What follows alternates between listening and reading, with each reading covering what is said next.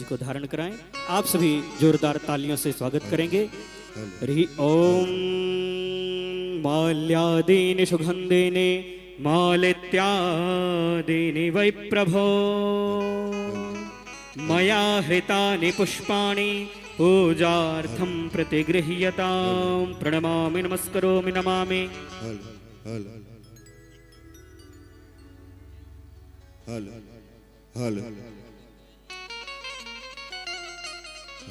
आप सभी भगवत श्रद्धालुओं से निवेदन, अपने स्थान पर खड़े हो जाएंगे। भगवान राघवेंद्र सरकार की दिव्य पावन आरती हम सभी करेंगे। आरार्तिक्यं जले ज्वाला स्थले ज्वाला ज्वाला पर्वत मस्तके त्रैलोक्य व्यापिनी ज्वाला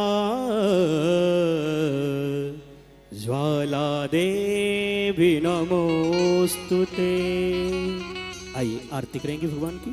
कीरत कलित ललित सियपी की, कीरत कलित ललित सियपी की, आरती श्री रामायण जी की, आरती श्री रामायण जी की।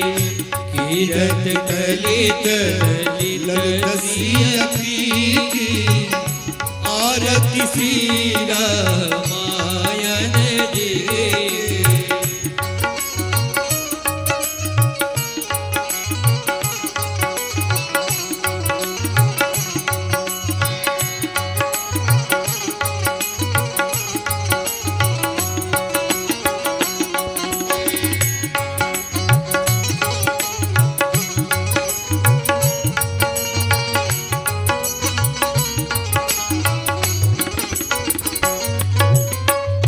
गावत ब्रह्मादिक मुनि नारद, वाल्मीक विज्ञान विशारद, वाल्मीक विज्ञान विशारद।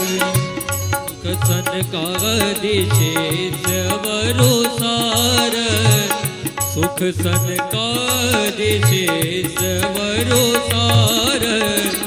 बरनी पवन सुत कीरत निगे की, कीरत कलित ललित सियपी की, आरती श्री रामायण जी की।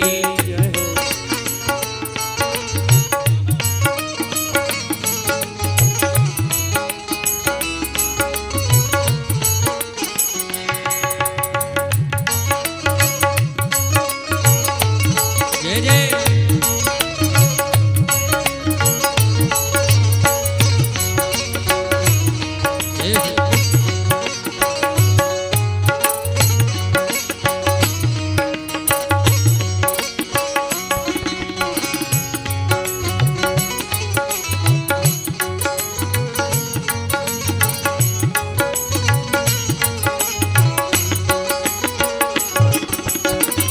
गावत वेद पुराण वत दस, छवो शास्त्र सब ग्रंथन को गोरस।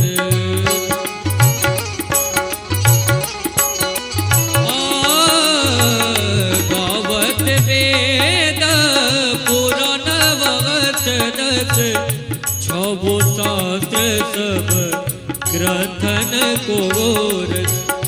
मुनि जन धन सर तन को सर्व, सारयंस समत सब गे। कीरत कलित ललित सियपी की, आरती श्री रामायण जी की।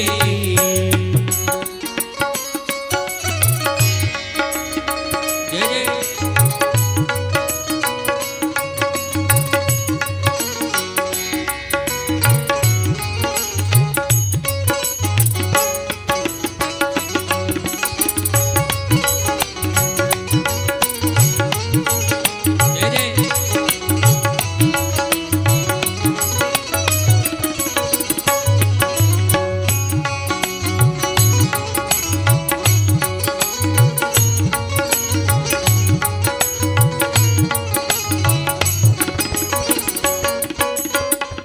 गावत संतत शंभु भवानी अरुघट संभव मुनि विज्ञानी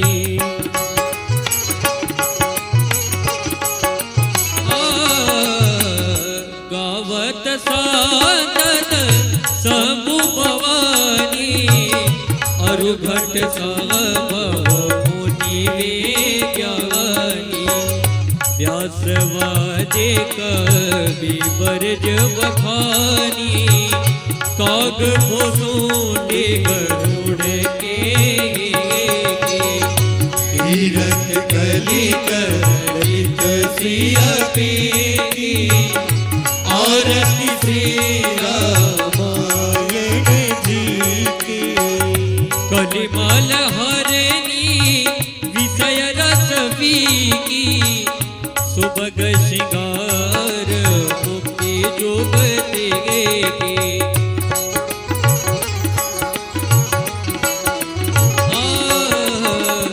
कलिमल हरानी विषय रस की सुभग श्रृंगार मुक्ति जुगते दलन रोग भव मोरे अमीगे दलन रोग भव मोरे अमीगे तात मात तब बिन तुलते तीरथ कलित ललित से अपेगे आरती से रामायण जगे तीरथ कलित ललित सिया आरती श्री रामायण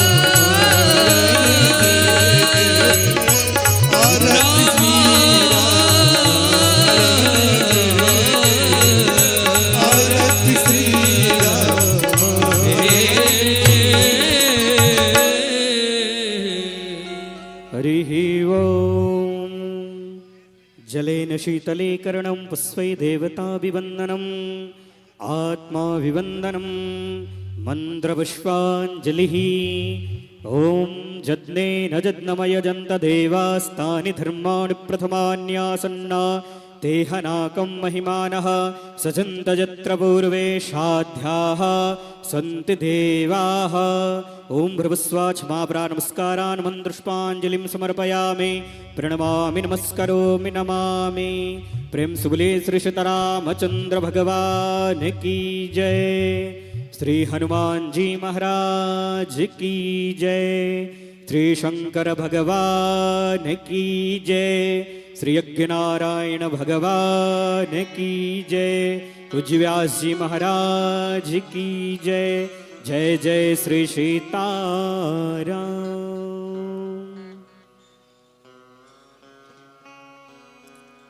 आप सभी भक्तों को सूचित करते हुए व्यास जी का आगमन हो चुका है, अतः आप सभी अपने कार्य से निवृत्त होकर के कथा पंडाल में आने का प्रयास करेंगे।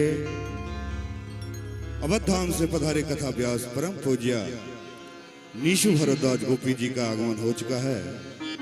आज कथा का तृतीय दिवस के सायंकाल के वेरा में निवेदन करते हुए हम पूज्य देवी जी से हम भक्तों को वहां ले चले जहां भागीरथी गंगा में सभी लोग स्नान कराते हुए जय श्री राम जय श्री राम।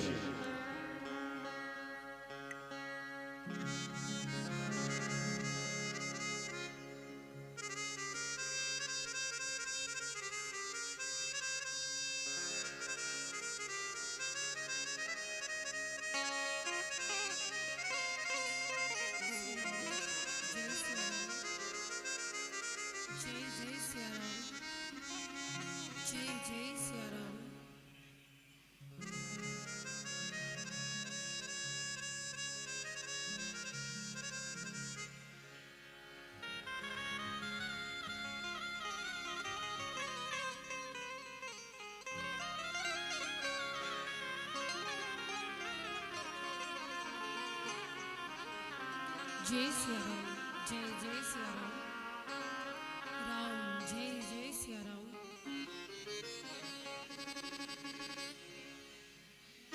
जय सिया राम। जय जय सिया राम।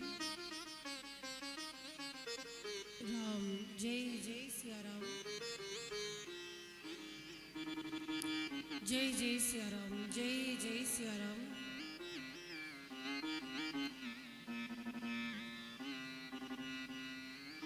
जय जय सिया राम। जय जय सिया राम। जय जय सिया राम।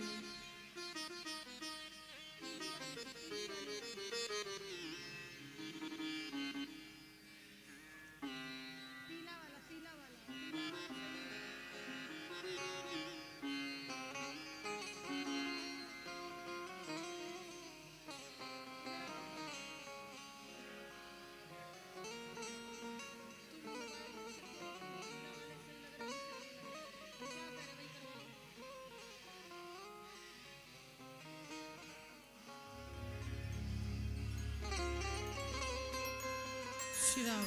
जय जय सिया राम।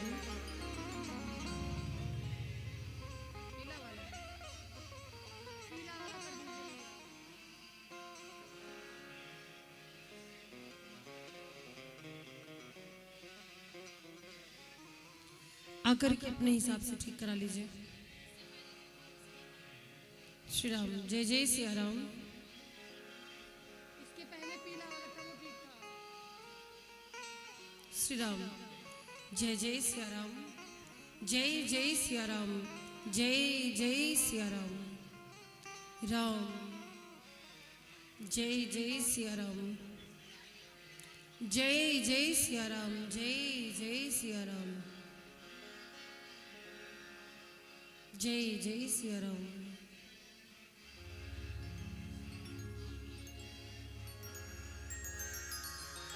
हरि ओम।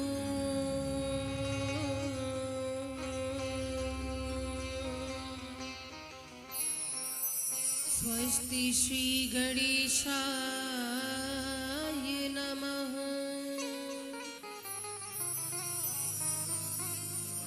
श्री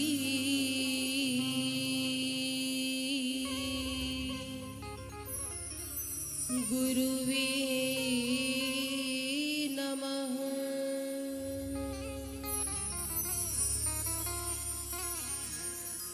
वर्णानामर्थ संघानां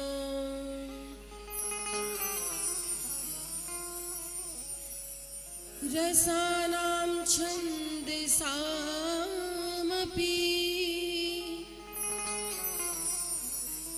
मंगलानां चकर्तारो वन्दे वाणी विनायको।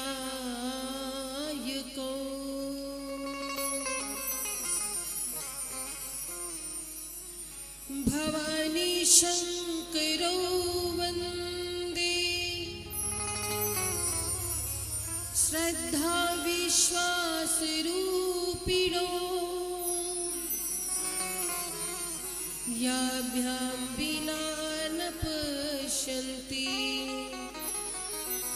सिद्धा स्वान्तः हस्तमीश्वरम्।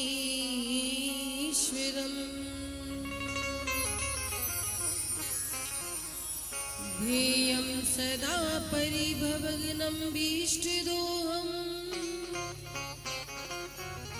तीर्थास्पदं शिवविरञ्चनुतं शरण्यम्। भृत्यार्तिहं प्रणतपालभाधिपोतम्। वन्दे महापुरुष ते चरणारविन्दम्।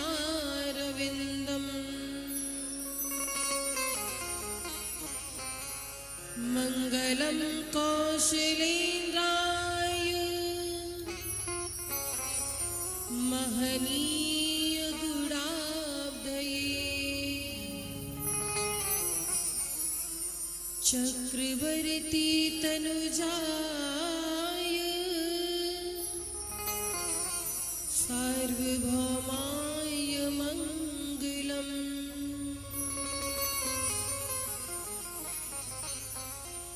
जय जय श्री राधा रमण जय जय नवल किशोर, जय गोपी चित चोर प्रभु, जय जय माखन चोर।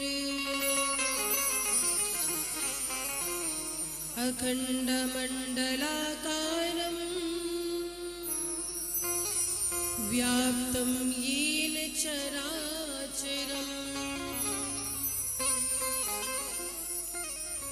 तत्पदं दर्शितं येन तस्मै श्री गुरुवे नमः। अतुलित बलधामं हेमशैल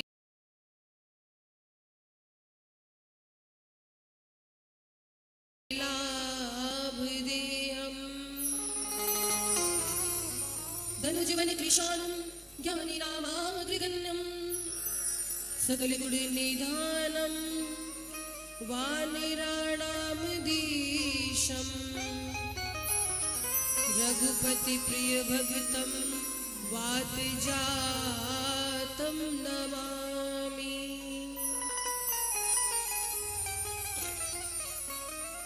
बोली राघवेंद्र सरकार की, बोली अयोध्या धाम की, बोली चारों भैया की, बोले सरयू मैया की, बोली सत्य सनातन वैदिक धर्म की, बोली यज्ञ नारायण भगवान की, जय जय श्री सीताराम।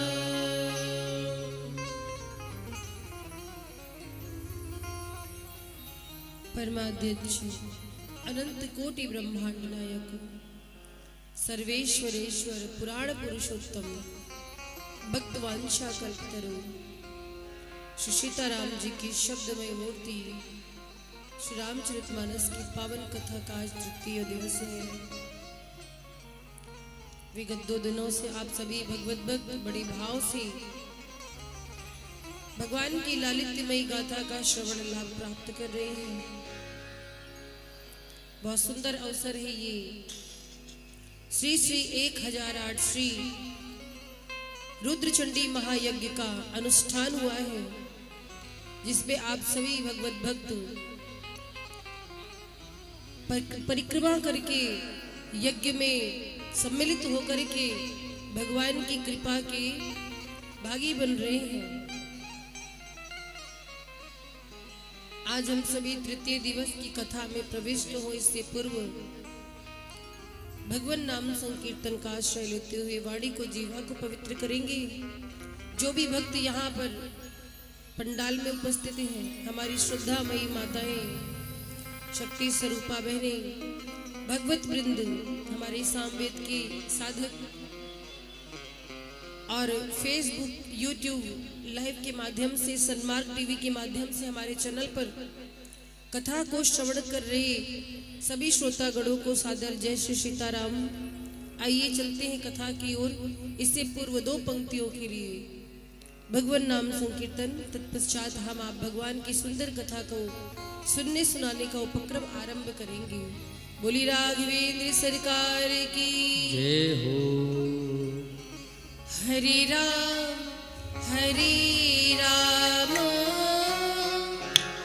राम राम हरे हरे, हरे कृष्ण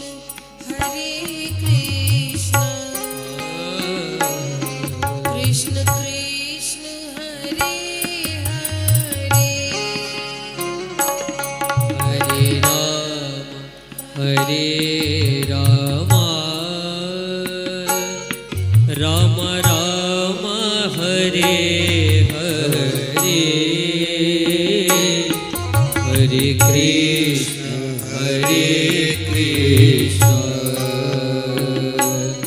कृष्ण कृष्ण हरे हरे,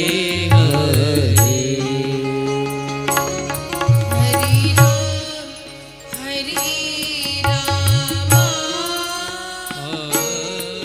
राम राम हरे हरे,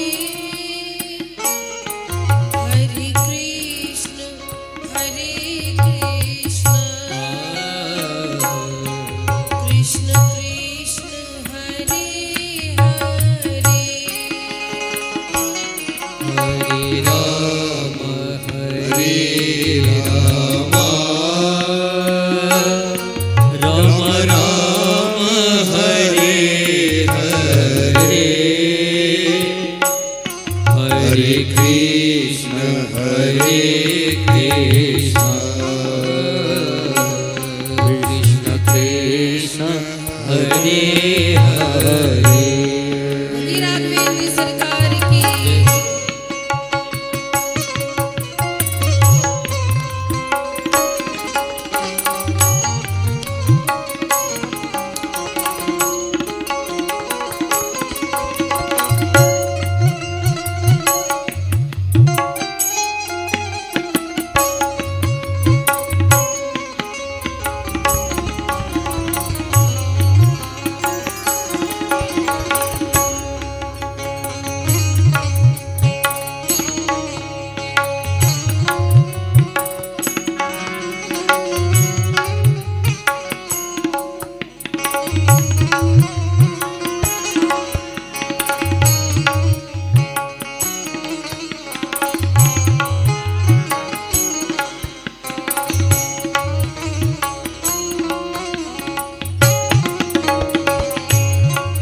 हरे राम हरे राम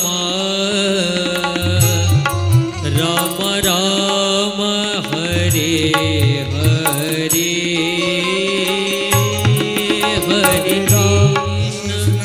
हरे कृष्ण कृष्ण कृष्ण हरे हरे। हरे राम राम राम हरे हरे। हरे कृष्ण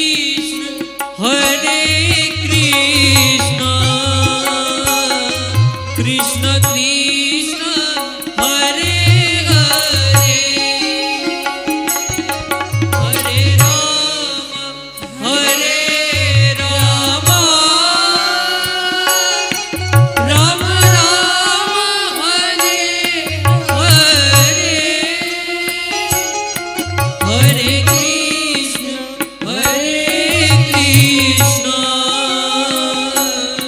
कृष्ण कृष्ण हरे हरे।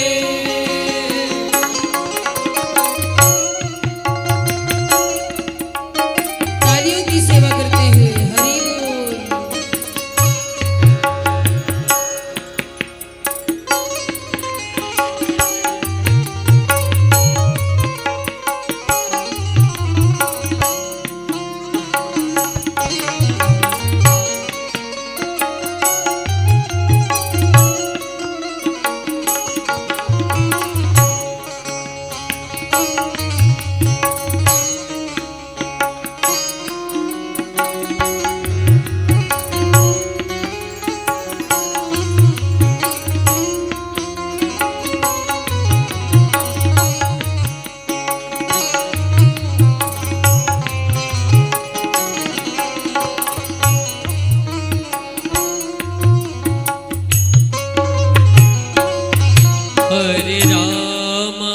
हरे राम राम राम हरे हरे। हरे कृष्ण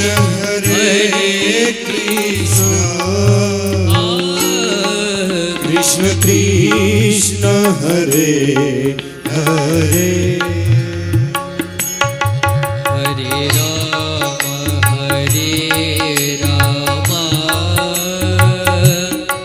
राम राम हरे हरे। हरे कृष्ण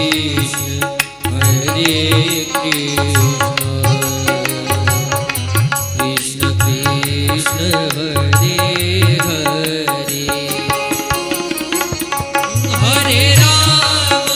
हरे राम राम राम हरे हरे। हरे कृष्ण कृष्ण कृष्ण हरे हरे। हरे राम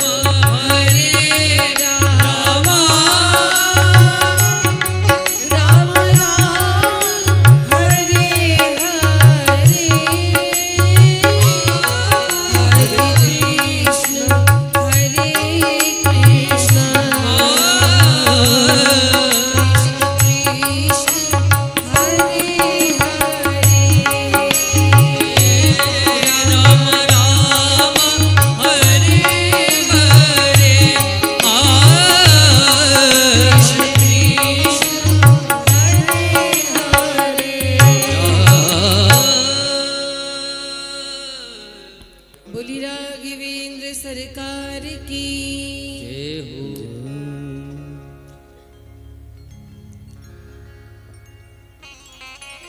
कल द्वितीय दिवस की कथा में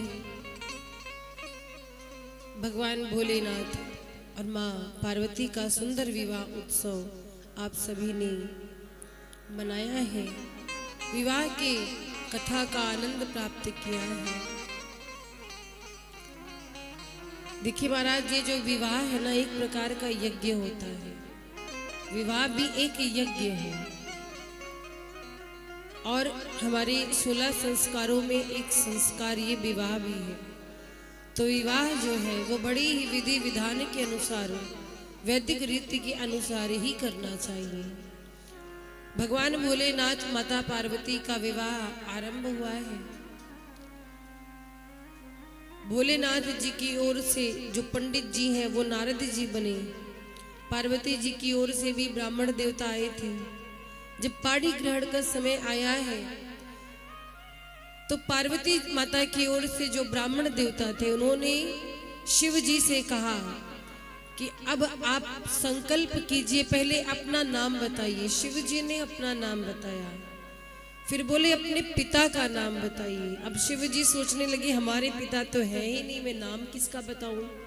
नारद जी से पूछने लगे इशारे से, किसका नाम बताऊं। नारद जी बोले ब्रह्मा जी का नाम बता दीजिए ना। कह दीजिए ब्रह्मा जी हमारे पिता है, विवाह में नियम होता है, बताना पड़ता है। शिव जी ने कहा हमारे पिताजी का नाम है ब्रह्मा जी। फिर पंडित जी ने पूछा आपके दादाजी का क्या नाम है। बोले दादा कहाँ से लाए, पिता तो मिल गए थे, दादा कहाँ से लाए। फिर नारद जी से संकेत से पूछा आप दादा किसको बताएं। बोले कह दीजिए विष्णु जी हमारे दादा हैं। शिव जी बोले विष्णु जी हमारे दादा हैं। पुनः पंडित जी ने प्रश्न किया आपके परदादा कौन है। आप तो शिव जी का माथा चकराया, पिता का नाम बता दिया, दादा का नाम बता दिया, परदादा कहाँ से लाए। परदादा हो तब ना। शिव जी बोले हमारे परदादा हम स्वयं हैं, हम ही हमारे परदादा है। और सभी मुस्कुराने लगे। इस प्रकार से महाराज जिस प्रकार से वेदों में विवाह की रीति गाई है उसी प्रकार से भगवान भोलेनाथ माता पार्वती का विवाह संपन्न हुआ। विदाई की बेला आई। पार्वती जी की मैया मैना पार्वती जी को हृदय से लगा करके शिक्षा देती है। क्या कहा। बोले बेटी आज से शिव जी आपके पति हैं और ध्यान रखना, शिव जी को प्रसन्न रखना, उनकी सेवा करना। करे हूँ सदा शंकर पद पूजा, नारी धर्म पति देव न दूजा। क्या शिक्षा दी है कि बेटा पति की सेवा से बढ़ करके और कोई सेवा नहीं है। आप अपने पति की सेवा करना, वही आपके परमेश्वर है। और इस प्रकार से शिक्षा दे करके माँ मैना ने पार्वती जी को विदा किया है। पार्वती जी भोलेनाथ के साथ आई हैं कैलाश। और महाराज गोस्वामी जी ने एक बड़ी सुंदर बात लिखी है। कौन सी बात। पतिव्रत धर्म का जो उपदेश दिया है मैना मैया ने, एक बात बताई गई है उसमें कि 4 लोगों की परीक्षा आपत्ति काल में होती है। किसकी किसकी। धीरज धर्म मित्र अरु नारी, आपद काल परिखियई चारी। आपत्ति के समय 4 लोगों की परीक्षा होती है। किसकी किसकी। धीरज यानी धैर्य की। भगवान ये देखना चाहते हैं कि अगर किसी व्यक्ति पर कष्ट पड़ा है तो उसका धैर्य कैसा है, विपत्ति के समय धैर्य कैसा है। आपके धैर्य की परीक्षा होती है और धर्म की परीक्षा होती है। कितना भी संकट आ जाए पर अपने धर्म से भटकना नहीं है। तीसरा मित्र की। वैसे तो बहुत सारे मित्र होते हैं, अच्छे समय में उठते बैठते घूमते हैं, पर विपत्ति के समय जो मित्र साथ खड़ा रहे वही सच्चा मित्र है। मित्रता होनी चाहिए भगवान श्याम सुंदर और सुदामा जी जैसे, कि एक मित्र कितना भी अमीर हो जाए पर अपने निर्धन मित्र को भूले ना। आजकल क्या है महाराज, मित्रता लोग बराबरी देख करके करते हैं। लेवल अगर बराबर है तो मित्रता करते, वरना शर्माते हैं, मित्र को पहचानने से भी इंकार कर देते हैं। तो मित्रता की परीक्षा भी विपत्ति काल में होती है। और नारी की परीक्षा पति के बुरे समय में होती है। यदि पति बीमार है, उसे किसी प्रकार का असाध्य रोग हो गया है, पति धनोपार्जन नहीं कर पा रहा है, बीमार है, तब एक नारी की परीक्षा होती है कि ऐसे समय में पति की कैसी सेवा करती है। तो इसीलिए कहा गया धीरज धर्म मित्र अरु नारी, आपद काल परिखी है ही चारी। बहुत सुंदर उपदेश दिया है, बेटी को विदा किया है। माता पार्वती भगवान भोलेनाथ के साथ कैलाश पे आई हैं और कुछ समय बीता तो कार्तिकेय जी का प्राकट्य हुआ है। तब जन्मे उषट बदन कुमारा। कार्तिकेय जी भोलेनाथ के ज्येष्ठ पुत्र, उनका जब प्राकट्य हुआ सारे देवता बड़े हर्षित हो गए कि जिस समय की प्रतीक्षा थी अब वो समय आ गया है। कार्तिकेय जी थोड़ा बड़े हुए, तारकासुर का वध किया है और पूरे संसार को निर्भय किया है।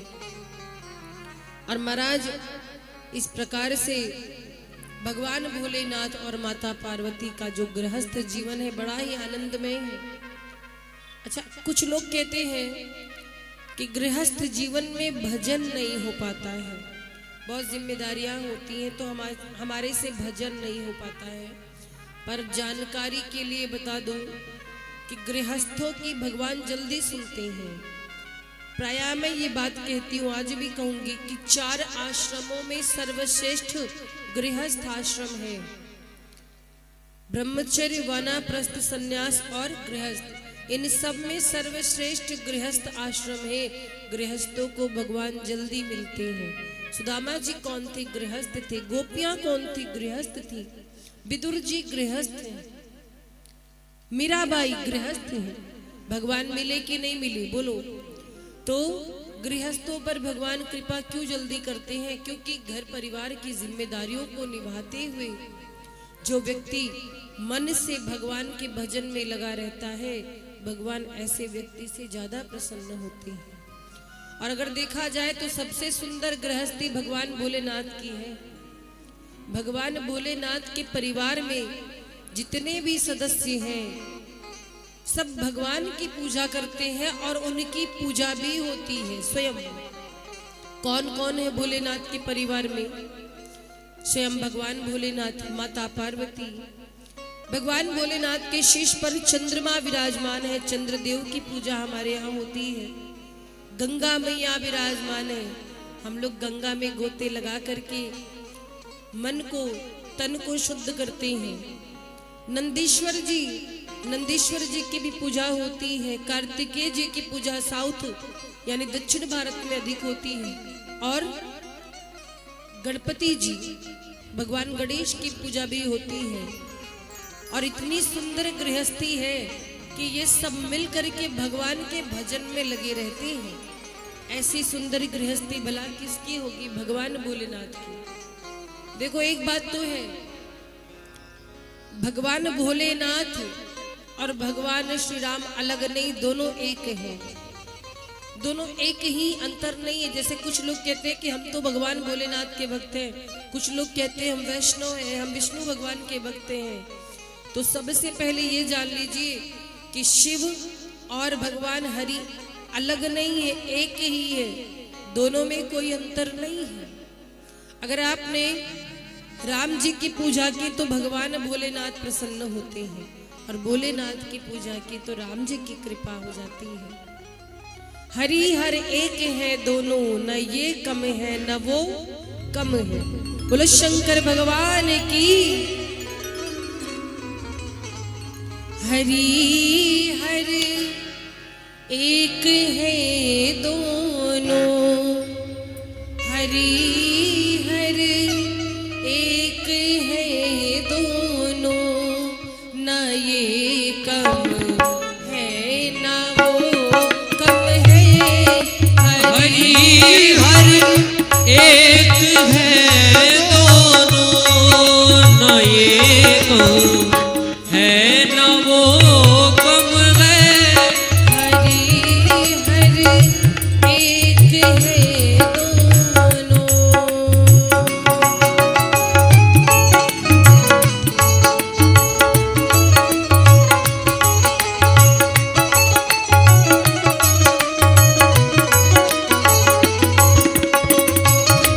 तालियों की सेवा करते हुए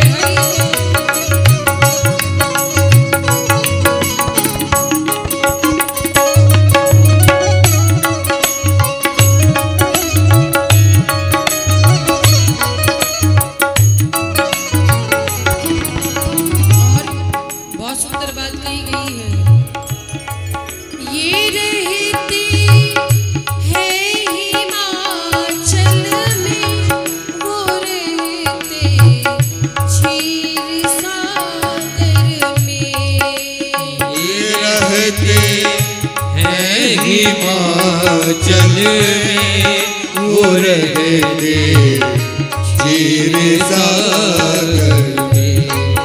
ये रहते हैं हिमाचल में, वो रहते क्षीर सागर में।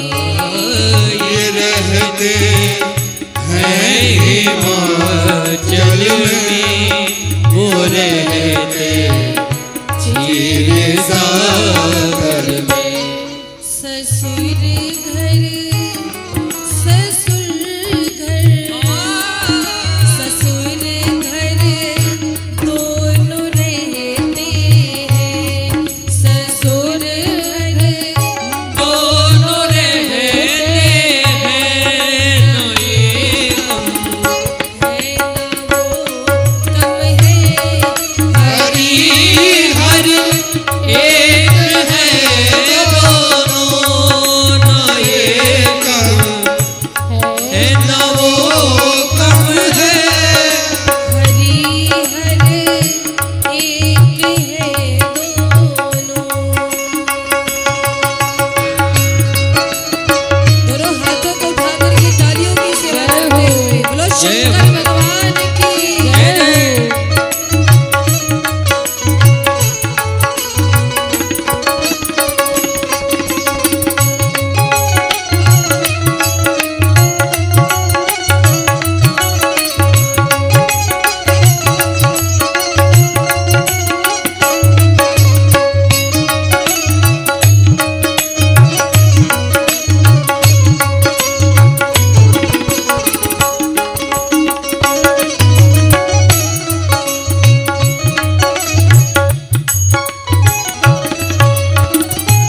छोटा सा अंतर है, समानता भी एक जैसी है पर थोड़ा सा अंतर है। क्या अंतर है हरि और हर में?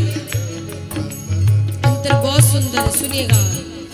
ये पीते विष भरा प्याला, वो पीते प्रेम रस प्याला। ये पीते विष भरा प्याला, वो पीते प्रेम रस प्याला। ये पीते विष भरा प्याला, वो पीते प्रेम रस प्याला। ये पीते विष भरा प्याला, वो पीते प्रेम रस प्याला। जगत उपकार करने में, जगत उपकार करने में, न ये कम है न वो कम है। हरि हर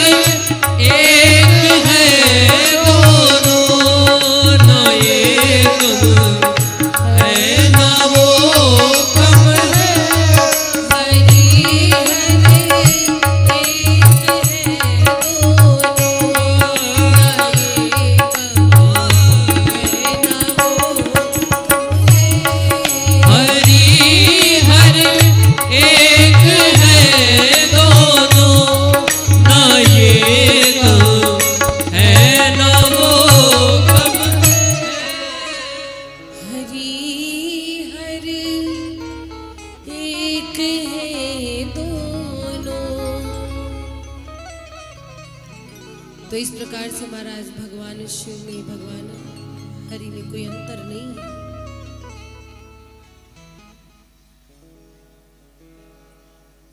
बड़े प्रेम से माता पार्वती भोलेनाथ का समय व्यतीत हुआ है। एक दिन की बात है, भगवान भोलेनाथ कैलाश पर एक बरगद का विशाल वृक्ष है, बहुत बड़ा वृक्ष है। उस वृक्ष की ये विशेषता है कि वहां पर हमेशा वो वृक्ष हमेशा नया रहता है, उसके पत्ते सदैव नए रहते हैं और वो वृक्ष जो है वो 6 ऋतुओं से संपन्न रहता है। 6 ऋतुएं सदैव वहां विराजमान रहती हैं। तो भगवान भोलेनाथ स्वयं अपने हाथ से आसन लगाते हैं और वहां पर विराजमान होते हैं। कैलाश के दिव्य शिखर पर जो बरगद का वृक्ष है, उस वृक्ष के नीचे भगवान भोलेनाथ ने अपने हाथ से बागंबरी बिछाई, उस पर विराजमान हुए और ऐसे शोभित हो रहे थे जैसे शांत रस ने शरीर स्वयं धारण किया हो। ऐसी शोभा, दिव्य शोभा भगवान भोलेनाथ की हो रही थी। बैठे सोह कामरी कैसे, बैठे सोह कामरी कैसे, हरि शरीरो शांत रस जैसे, हरे शरीरो शांत रस जैसे, पार्वती भल अवसर जानी, पार्वती बल अवसर जानी, गई शंभु पही मातु भवानी, गई शंभु पही मातु भवानी, जानी प्रिया दरुवत की ना, जानी प्रिया दरवत की बाम भाग आसन हर दीना, बाम भाग सनु हर देना, बैठी शिव समीप हर्षाई, बैठे शिव समीप हर्षाई, पूरब जन्म कथा चित आई, पूर्व जन्म कथा चितवाई। और महाराज देखिए कितना सुंदर भाव है। भगवान भोलेनाथ अपने हाथ से अपना बागंबर बिछा करके विराजमान हुए, अपने गढ़ों से नहीं कहा। भगवान भोलेनाथ शांत रूप धारण करके बैठे हुए हैं, मंद मंद मुस्कुरा रहे हैं। आज सुंदर अवसर देख करके, भोलेनाथ को बिल्कुल शांत देख करके माँ पार्वती भगवान भोलेनाथ के पास आई और जैसे ही प्रणाम किया है, वंदन किया है, तो भोलेनाथ जी ने पार्वती जी को बैठने के लिए आसन दिया। और कहाँ आसन दिया? अपने बामांग में, बाईं ओर, बाम भाग आसन हर दीना। जैसे ही भगवान भोलेनाथ ने बाएं तरफ यानी अपने वामांग में पार्वती जी को बैठने का संकेत किया, माँ की आंखों में आंसू आ गए। क्यों? पूर्व जन्म की कथा हृदय में आ गई।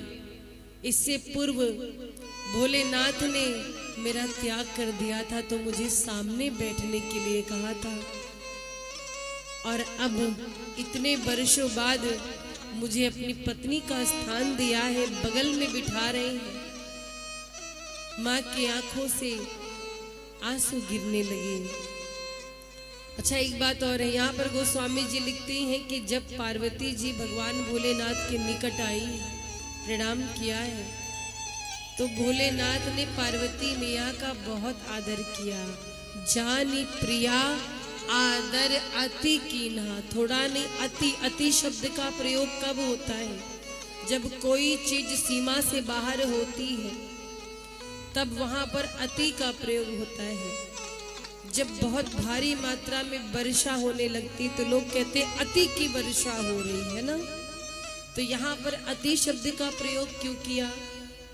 ये भी तो कह सकते थे कि जानी प्रिया आदर कीन्हा, पर नहीं, गोस्वामी जी लिखते हैं कि जानी प्रिया आदर अति कीन्हा। अति माने बहुत।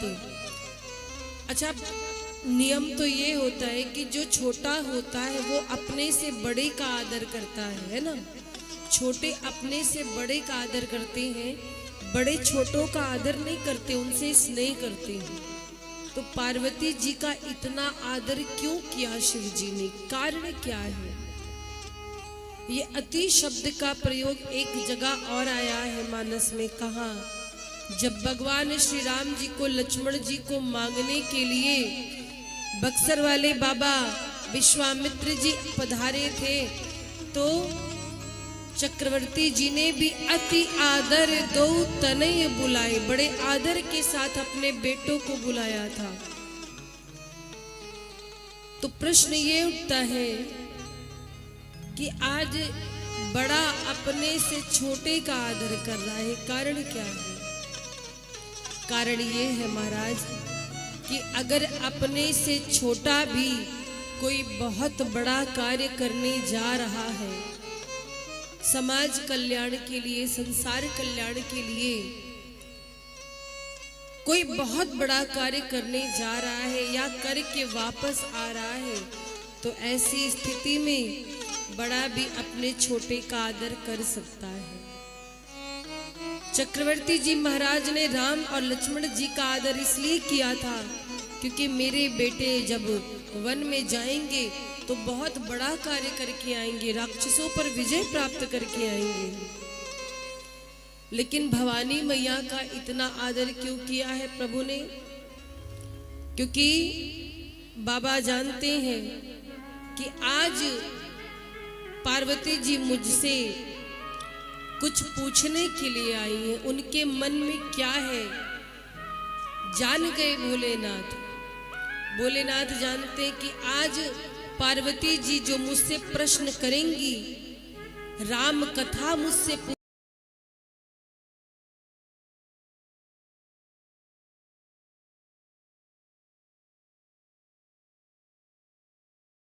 कल्याण करने वाली है। जब पार्वती जी मुझसे राम जी की कथा पूछेंगी, मैं राम कथा सुनाऊंगा तो इससे किसी एक का कल्याण नहीं होगा, समस्त संसार का कल्याण होगा। और इसलिए भगवान भोलेनाथ आज माता पार्वती का बहुत आदर करते हैं, अपने वामांग में बिठाया। मैया ने सुंदर अवसर देखा है कि इस समय भगवान भोलेनाथ मंद मंद मुस्कुरा रहे हैं, प्रसन्न चित्त हैं, शांत हैं। तो ऐसा अवसर देख करके हाथ जोड़ करके कहती हैं कि स्वामी, मैंने पूर्व जन्म में जो गलती की थी अब मुझसे वो अपराध नहीं होगा। पहले मेरे मन में राम जी के प्रति संशय था, पर अब संशय नहीं है, अब तो केवल जिज्ञासा है। मैं आपसे हाथ जोड़ करके निवेदन करती हूँ, मैं मंदमती हूँ, अज्ञान हूँ, मेरी इस अज्ञानता को दूर कीजिए। अब मेरे मन में केवल जिज्ञासा है, मैं राम जी के चरित्र को सुनना चाहती हूँ। और माथा टेक दिया भोलेनाथ के चरणों में। माँ भवानी ने कहती है कि मुझे भाव से राम जी की कथा सुनाइए, मैं उनका एक एक चरित्र सुनना चाहती हूँ। कहती है कि आप वेदों के सिद्धांत को निचोड़ करके श्री रघुनाथ जी का निर्मल यश वर्णन करिए। और अब देखो मां निवेदन कर रही है भगवान भोलेनाथ से, क्या क्या पूछ रही हैं। अतियारत पूछो सुर राया, अतियारत पूछो सुर राया, रघुपति कथा कहूँ कर दाया, रघुपति कथा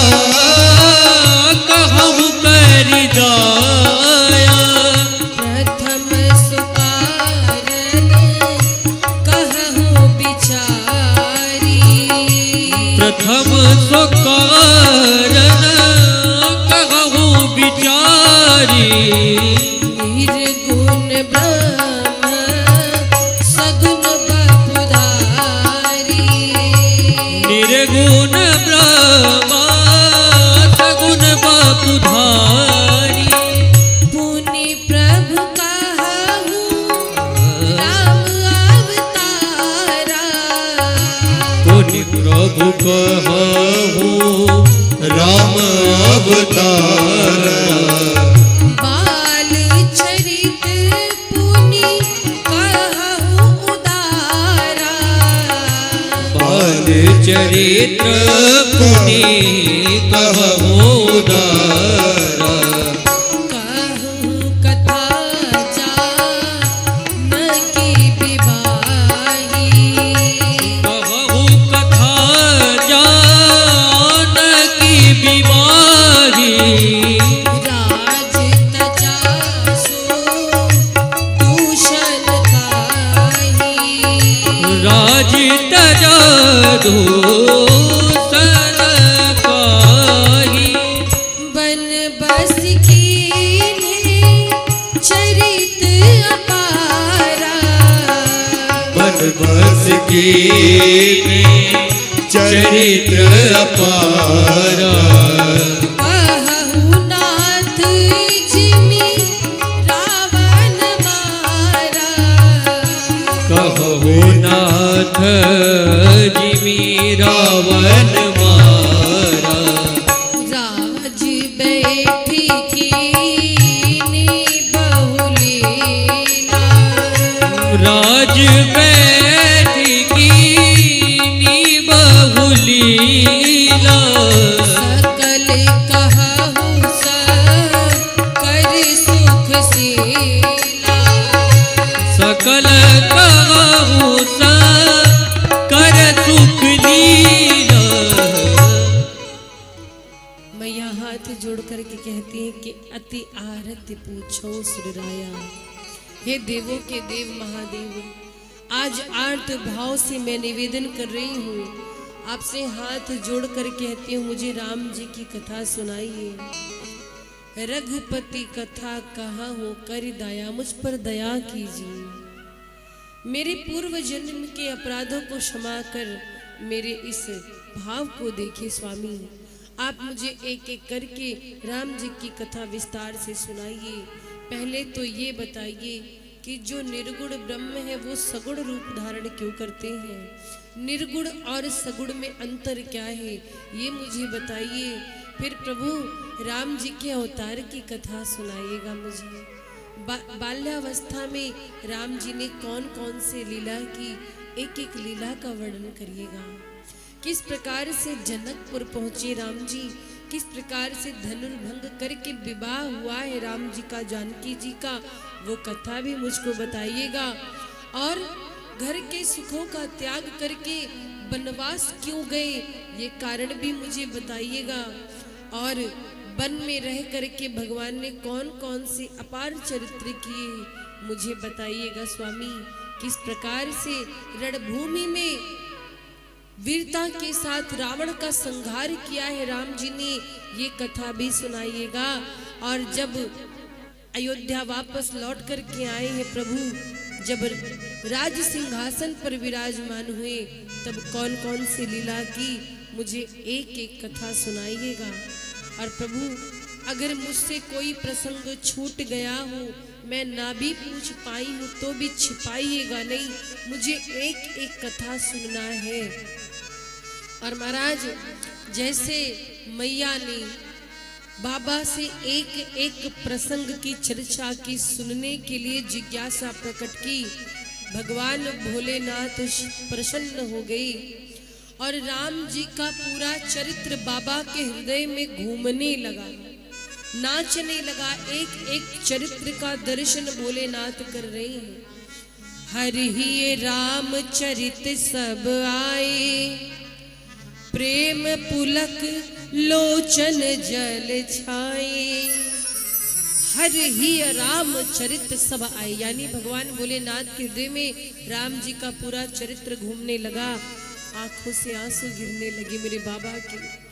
और महाराज यही तो भक्तों की पहचान है, जब भगवान की कथा को सुन करके आंखों में आंसू आ जाए, भगवान का भजन गाते गाते आंखों से आंसू गिरने लगे, शरीर पुलकित हो जाए, समझो ये भक्त का लक्षण है। भगवान ने स्वयं बताया है, अपने भक्त की पहचान क्या बताई भगवान ने, मम गुण गावत पुलक शरीरा,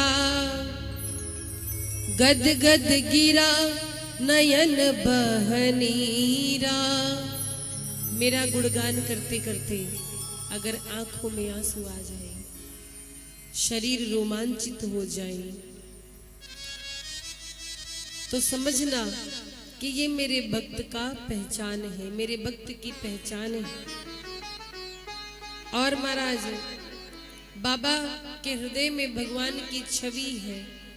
भोलेनाथ राम जी की छवि का सुंदर दर्शन कर रहे, ध्यान मग्न हो गए और 48 मिनट ध्यानस्थ रहे बाबा। 48 मिनट ध्यान में रहे, श्री राम जी का ध्यान कर रहे हैं, उनके चरित्रों का दर्शन कर रहे हैं। सुख मिल रहा था उनको, लेकिन बाबा 48 मिनट बाद ध्यान से बाहर आ गए। क्यों?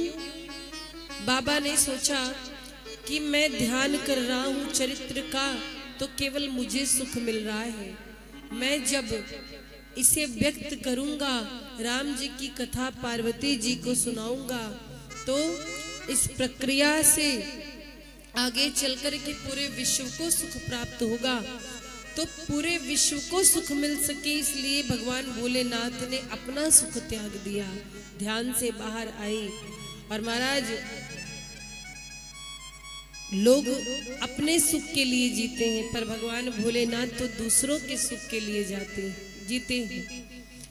इतना सरल देवता आज तक दुनिया में आपने देखा होगा कोई नहीं है। बहुत सारे देवी देवता है, नाना प्रकार के, उन्हें भोग अर्पित किए जाते हैं, पर भोले बाबा तो एक लोटा हैंडपंप का जल भी यदि आप प्यार से प्रेम से अर्पित करते हैं तो मेरे बाबा खुश हो जाते हैं। इनके जैसा दानी कोई नहीं है, इनके जैसा सरल कोई नहीं महाराज। भोले बाबा सभी गुणों से युक्त हैं, संपन्न हैं, पर अपने पास कुछ नहीं रखते। इनके जैसा दानी कौन होगा? सोने की लंका रावण को दान दे दी, बताओ, अपने पास कुछ भी नहीं रखते हैं, ऐसा कौन हो सकता है? एक बार की बात है, एक चोर जिसका कार्य था चोरी करना, तो चोरी के उद्देश्य से भगवान भोलेनाथ के मंदिर में पहुंच गया। बहुत दिन से उसे कुछ मिला नहीं था, तो उसकी दृष्टि भगवान भोलेनाथ के शिवलिंग के ऊपर जो घंटा टंगा था पीतल का, उस पर दृष्टि पड़ी। तो चोर ने सोचा कि जब रात में पुजारी जी चले जाएंगे, सब मोहल्ले के लोग सो जाएंगे, तो आज ये घंटा मैं चोरी करूंगा। और इसी उद्देश्य से वो भगवान भोलेनाथ के मंदिर में पहुंच गया। रात्रि का समय, सब सो गए थे। अब घंटा खोले तो कैसे खोले? मंदिर में कोई सुविधा नहीं थी, कोई सीढ़ी नहीं थी, कोई मेज नहीं थी, शिवलिंग के ऊपर घंटा टंगा था, घंटा ऊंचाई पर था। उसने बहुत युक्ति लगाई, बहुत प्रयास किया, घंटा खुला नहीं। तो क्या किया है? स्वयं शिवलिंग पर चढ़ गया वो चोर, शिवलिंग पर खड़ा होकर के घंटा खोलने लगा। तब तक शिवलिंग से आवाज आई, बेटा वरदान मांगो, बेटा वरदान मांगो। वो कांप गया, रोने लगा, तुरंत नीचे उतरा और हाथ जोड़कर कहता है, बाबा क्षमा कर देना, आज से चोरी कभी नहीं करूंगा, हमें क्षमा कर देना, मैं अपराधी हूँ। बाबा कहते, नहीं, मैं तुमसे प्रसन्न हूँ, वरदान मांगो। तब तक आवाज सुनकर पुजारी जी जाग गए। पुजारी जी आए तो देखा चोर मंदिर में खड़ा है, भोलेनाथ की ध्वनि सुनाई पड़ रही, वरदान मांगो। पुजारी जी कहते, वाह बाबा, जीवन भर मैंने आपकी सेवा की, सुबह उठता हूँ, आपके मंदिर में झाड़ू मारता हूँ, साफ सफाई करता हूँ, आपको स्नान कराता हूँ, आपकी सेवा करता हूँ, आपने मुझसे कभी नहीं कहा वरदान मांगो, और ये चोर चोरी करने आया है, आप इससे कह रहे हो वरदान मांगो। भोलेनाथ कहते हैं पुजारी जी से कि पुजारी जी, इस व्यक्ति ने आज जो मुझे दिया है, किसी भक्त ने आज तक नहीं दिया। कोई मुझे जल अर्पित करता है, जलाभिषेक करता है, कोई दूध से अभिषेक करता है, कोई बढ़िया बढ़िया वस्तु अर्पित करता है, लेकिन इस भक्त ने तो आज खुद को मुझ पर अर्पित कर दिया, खुद को ही चढ़ा दिया। तो ये मेरा परम भक्त है और मैं इससे प्रसन्न हो गया। अब महाराज सोचिए, भगवान भोलेनाथ जैसा और कोई देव हो सकता है? तो इनके जैसा कोई देवता है नहीं। ये तो सदैव जगत कल्याण के लिए सोचते हैं। लेकिन यहाँ संसार में लोग कैसे हैं? भगवान भोलेनाथ के चरित्र से हमें शिक्षा मिलती। सोचना चाहिए कि अपने लिए तो हर कोई जीता है, पर दूसरों के लिए भी हमें कुछ करना चाहिए। यदि हम संपन्न हैं, समर्थवान हैं, तो हमें भी सोचना चाहिए, कुछ करना चाहिए। अपनी छोड़ करके दूसरों की भी सोचनी चाहिए। मानो तू है मुसाफिर। संसार तो एक धर्मशाला है, हम लोग कौन है? मुसाफिर हैं। कुछ दिन के लिए यहाँ पर आए हैं, उसके बाद फिर हमें भी जाना है। परमानेंट यहाँ कोई है नहीं। झूठ का झगड़ा है, तेरा मेरा मेरा तेरा, इसका झगड़ा लगा रहता है। सच पूछो तो इस संसार में ना हम रह जाएंगे ना आप। रह जाएगा तो केवल भगवान का सत्य स्वरूप जो कि अविनाशी है। बाकी संसार में सब कुछ नाशवान है। इसीलिए जितने दिन है प्रेम से रहना सीखे, भोलेनाथ की तरह प्रसन्न चित्त। मानो तू है मुसाफिर, मानो तू है मुसाफिर, दुनिया है धर्मशाला, संसार क्या है सपना, संसार क्या है सपना, वो भी अजब निराला। मानो तू है मुसाफिर, दुनिया है धर्मशाला, संसार क्या है सपना, वो भी अजब निराला।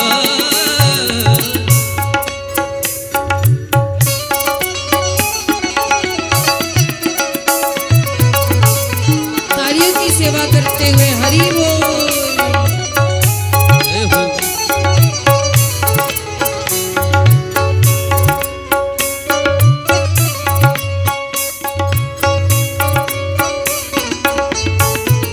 जय जय।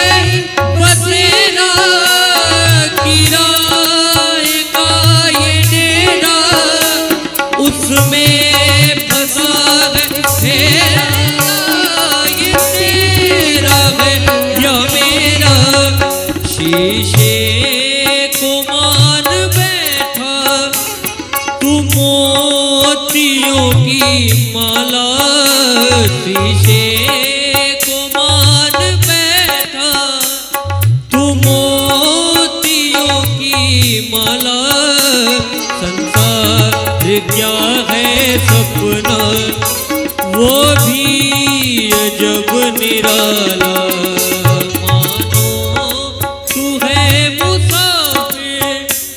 दुनिया है धर्मशाला, संसार क्या है सपना, वो भी अजब निराला। बोलो राघवेंद्र सरकार की जय हो, बोलो शंकर भगवान की जय जय।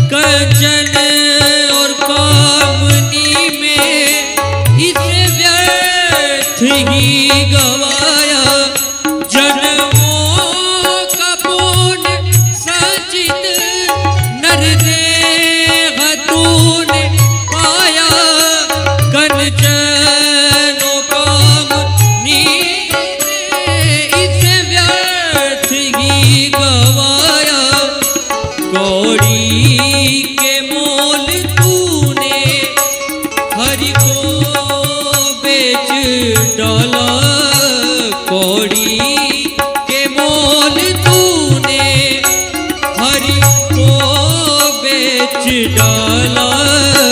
संसार क्या है सपना वो भी अजब निराला, मानो तू है मुसाफिर दुनिया है धर्मशाला।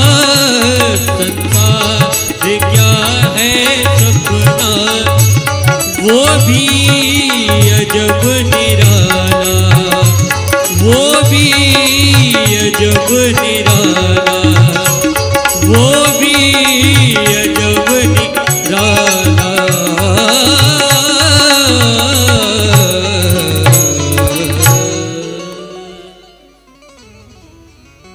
बोली राघवेंद्र सरकार की। जय हो।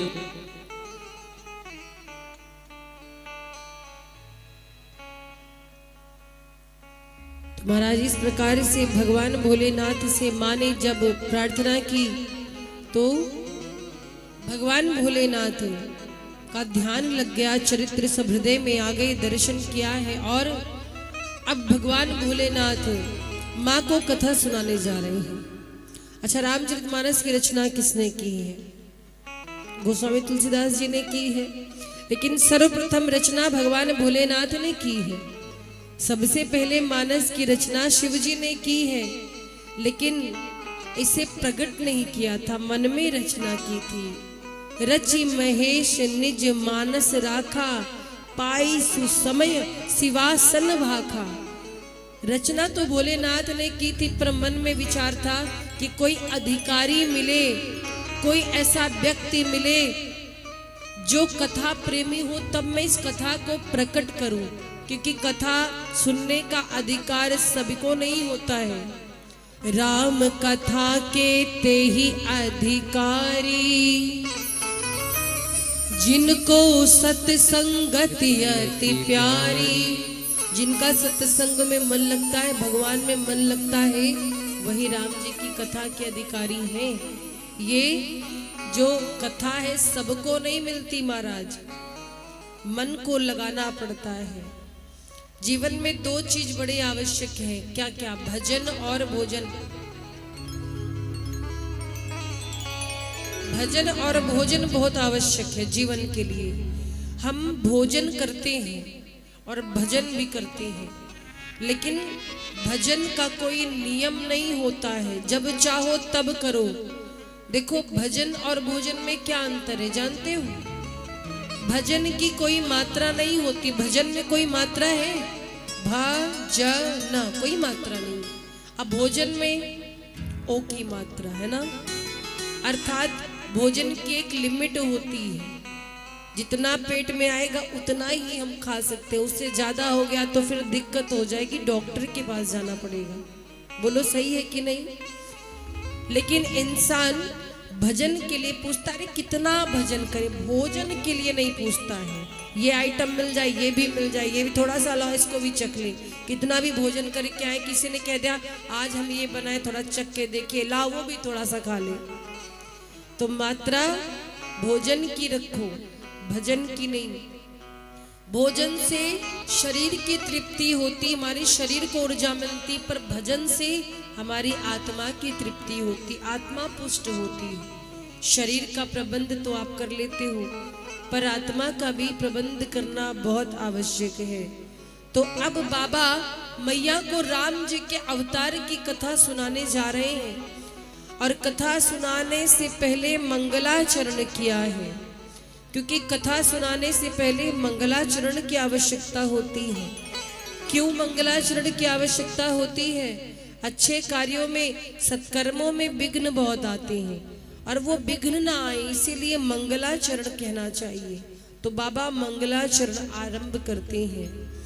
बंदौ बाल रूप सोई रामो, सब विधि सुलभ जपत जी सुनामो। मंगल भवन अमंगलहारी द्रवं सो दशरथ अजिर बिहारी।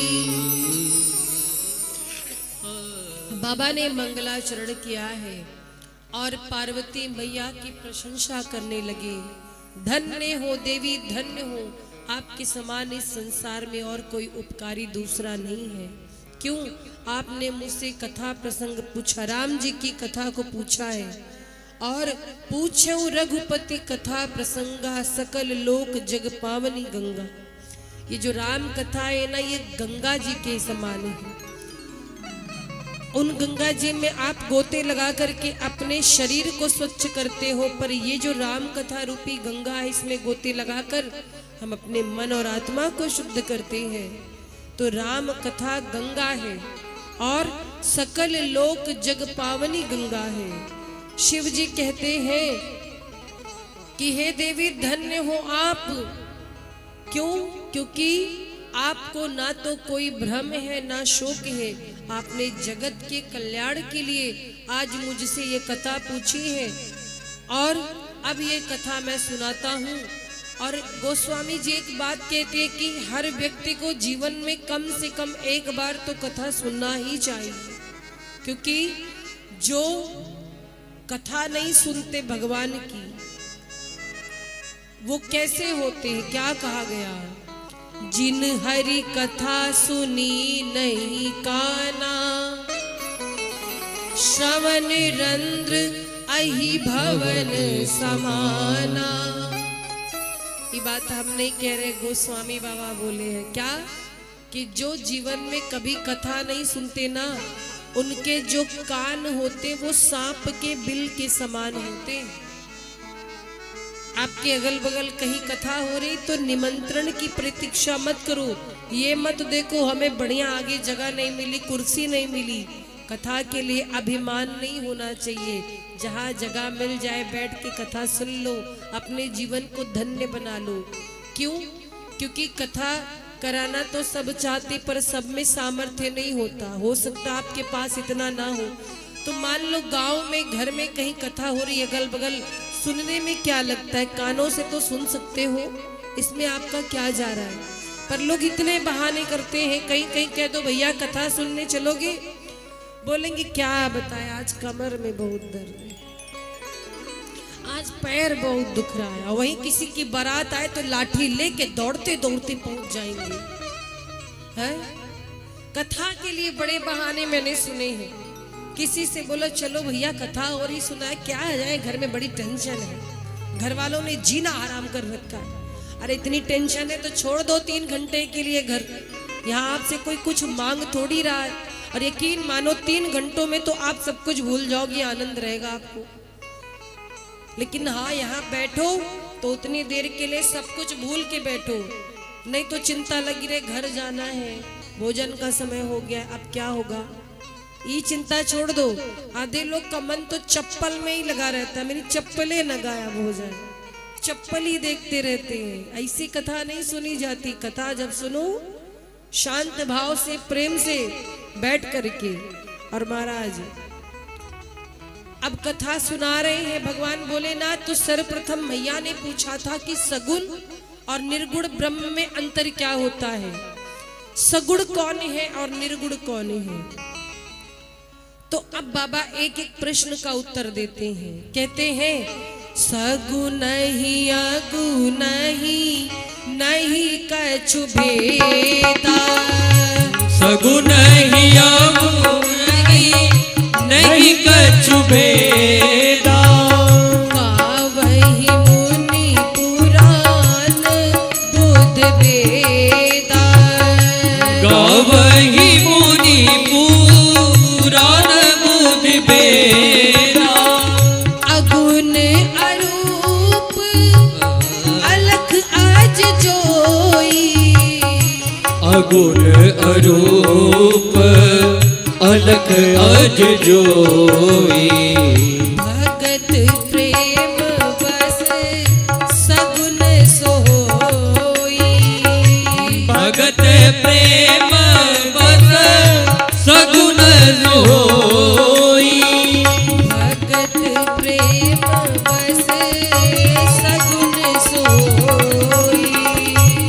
भगत प्रेम बस सगुन सोई। शिव जी कहते हैं सगुन ही अगुन ही नहीं कछु भेदा। हे देवी, सगुण और निर्गुण ब्रह्म में कोई अंतर नहीं है। भगवान तो निर्गुण है, निराकार है, पर भक्तों के प्रेम में भगवान सगुण बन करके आते हैं। जो भक्त जिस भाव से भगवान को याद करता है, भगवान वही रूप धारण करके आते हैं। आप ऐसे समझो, जल समझते हो पानी, पानी है ना, पानी का कोई आकार है? बोलो, कोई आकार है? जिस बर्तन में रख दो वैसा ही वो आकार धारण कर लेता है। पानी का तो ना कोई रंग है, ना कोई स्वाद है, ना कोई गंध है, ना आकार है, पर उसी पानी को, उसी जल को आप अगर फ्रिज में रख दीजिए, जमा दीजिए, तो वो बर्फ बन जाता है। कोई भी सा रंग डाल देंगे तो उसी रंग का हो जाएगा, है ना। जैसी आपकी आवश्यकता होती पानी का स्वरूप बदल जाता है। ऐसे परमात्मा है। परमात्मा अपने भक्तों के कारण निर्गुण से सगुण बनते हैं। सगुण निर्गुण में कोई अंतर नहीं है। भगवान तो भक्तों के भाव से रूप धारण करते हैं। जैसे प्रहलाद जी ने अपने पिता हिरण्यकश्यप से कहा था कि मेरे भगवान तो खंबे में है। अब भगवान को खंबा फाड़ कर के आना पड़ा कि नहीं? भक्त के प्रेम में भगवान को खंबे से निकलना पड़ा कि अब जब मेरा भक्त बोल ही दिया है कि हम इस खंबे में भी हैं, तो अब खंबे से निकलना आवश्यक हो गया है। तो महाराज, भगवान को आप जिस भाव से याद करेंगे, भगवान आपको उसी रूप में मिलेंगे। और इस संसार में प्रेम से बढ़कर कुछ नहीं है। भगवान धरती पर राक्षसों को मारने नहीं आते। सच तो ये है कि अपने भक्तों पर कृपा करने आते हैं। राक्षसों को, दुष्टों को तो बैठे बैठे वहीं से भगवान समाप्त कर सकते हैं, पर भक्तों से मिलकर भगवान को भी अच्छा लगता है, क्योंकि सबसे ऊंची प्रेम सगाई। इस संसार में सबसे ऊंचा क्या है? प्रेम सगाई है। और यही भगवान है, दुर्योधन के मेवा त्यागे, साग विदुर घर खाई, सबसे ऊंची प्रेम सगाई। तो महाराज, भगवान का रूप कैसा है? सच बताऊं तो वेद भी नहीं जानते। वेद भी कहते हैं क्या? बिनु पद चलई सुनई बिनु काना, कर बिनु कर्म करई विधि नाना। बिनु पद चलई सुनई बिनु काना, कर बिनु कर्म करई विधि नाना। आनंद रहित सकल रस भोगी, बिनु बानी बक्ता बड़ जोगी। आनंद रहित सकल रस भोगी, बिनु बानी बक्ता बड़ जोगी। तन बिनु परस नयन बिनु देखा, ग्रहई ग्रानी बिनु पास अशेषा। तन बिनु परस नयन बिनु देखा, ग्रहई ज्ञान बिनु पास अशेषा।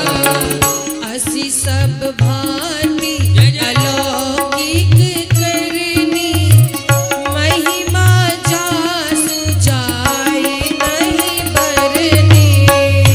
अस सब भांति अलौकिक करनी, महिमा जाहि जाहि नहीं बरनी।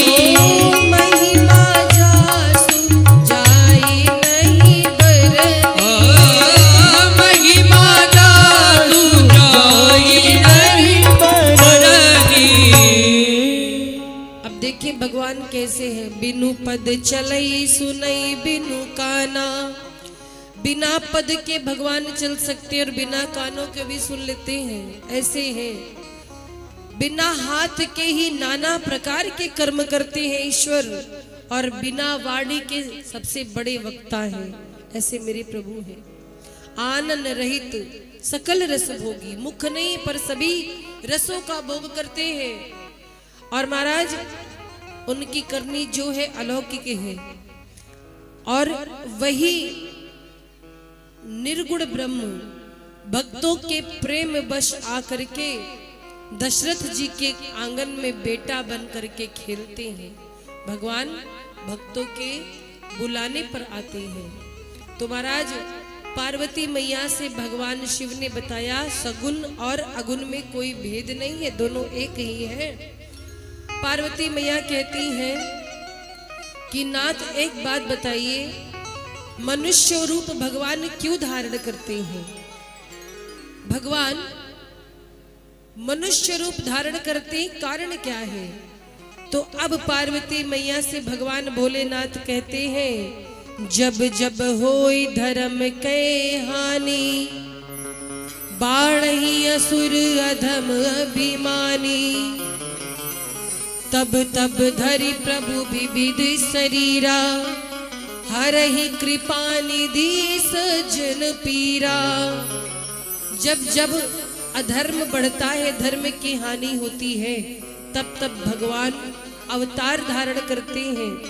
और देखो हम मनुष्यों में और भगवान में अंतर क्या है? हमारा आपका जन्म होता है पर भगवान का जन्म नहीं होता, भगवान अवतार लेते हैं। अवतार का क्या अर्थ होता है? जब कोई अपनी स्थिति से नीचे उतरता है तो उसे अवतार कहते हैं। भगवान भक्तों के लिए अपनी वास्तविक स्थिति से नीचे आते हैं, इसे अवतार लेना कहा जाता है। तो भगवान अवतरित होते, उनका जन्म नहीं होता है। तो भगवान अवतार क्यों धारण करते हैं, मनुष्य बनकर क्यों आते हैं?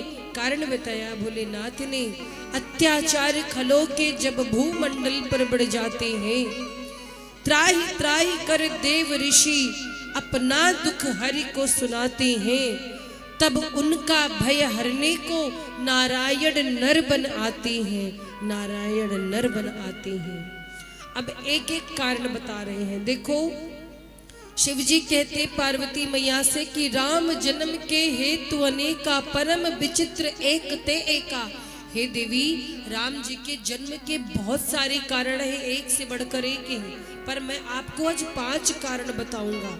तो 5 कारण भगवान राम के अवतार के बताए हैं शिव जी ने माँ भवानी को। पहला कारण क्या था? कहते हैं कि जन्म एक दुई कहाऊ बखानी, सावधान सुनी सुमति भवानी। ध्यान से सावधान होकर के सुनो। पहला कारण बताया है, भगवान के 2 द्वार पाले हैं, जय और विजय। एक दिन की बात है, शनकादिक ऋषि भगवान से मिलने वैकुंठ पहुंचे, उनके दर्शनार्थ। भगवान अंदर विश्राम कर रहे थे श्री हरि, और उनके दोनों द्वारपाल प्रहरी बनकर खड़े थे। जब शनकादिक ऋषि पहुंचे हैं और भगवान से मिलने की, दर्शन की इच्छा प्रकट की, जय विजय ने द्वार पर रोक लिया। कहाँ जाते हो, अंदर नहीं जा सकते। शनकादिक ऋषियों ने कहा हम भगवान के दर्शन के लिए आए। जय विजय बोले अभी अंदर नहीं जा सकते, भगवान विश्राम कर रहे। जय विजय से 3 बार प्रार्थना की है शनकादिक ऋषियों ने, मुझे अंदर जाने दीजिए, मुझे भगवान के दर्शन करने दीजिए, बहुत दूर से आए हैं, मिलने दीजिए। जय विजय माने नहीं। तो शनकादिक ऋषियों को क्रोध आ गया कि तुम भगवत दर्शन में बाधा उत्पन्न करते हो। जाओ मैं शाप देता हूं, 3 जन्मों तक तुम दोनों राक्षस हो जाओ। 3 जन्मों तक जब राक्षस की बात सुनी, वो जय विजय घबरा गए। तब तक भगवान श्री हरि अपने आसन से दौड़ करके आई। शनकादिक ऋषियों को क्रोध में देखा, संतों का अपमान देखा, तो श्री हरि हाथ जोड़कर कहते हैं आप क्षमा करिए, इन लोगों से अपराध हुआ है, मैं इनकी ओर से क्षमा मांगता हूँ। शनकादिक ऋषियों ने कहा मुख से बात तो निकल गई, वापस नहीं हो सकती, इन्हें 3 जन्मों तक राक्षस बनना होगा, लेकिन इनका उद्धार भी होगा आपके द्वारा प्रभु। भगवान श्री हरि ने कहा कैसे?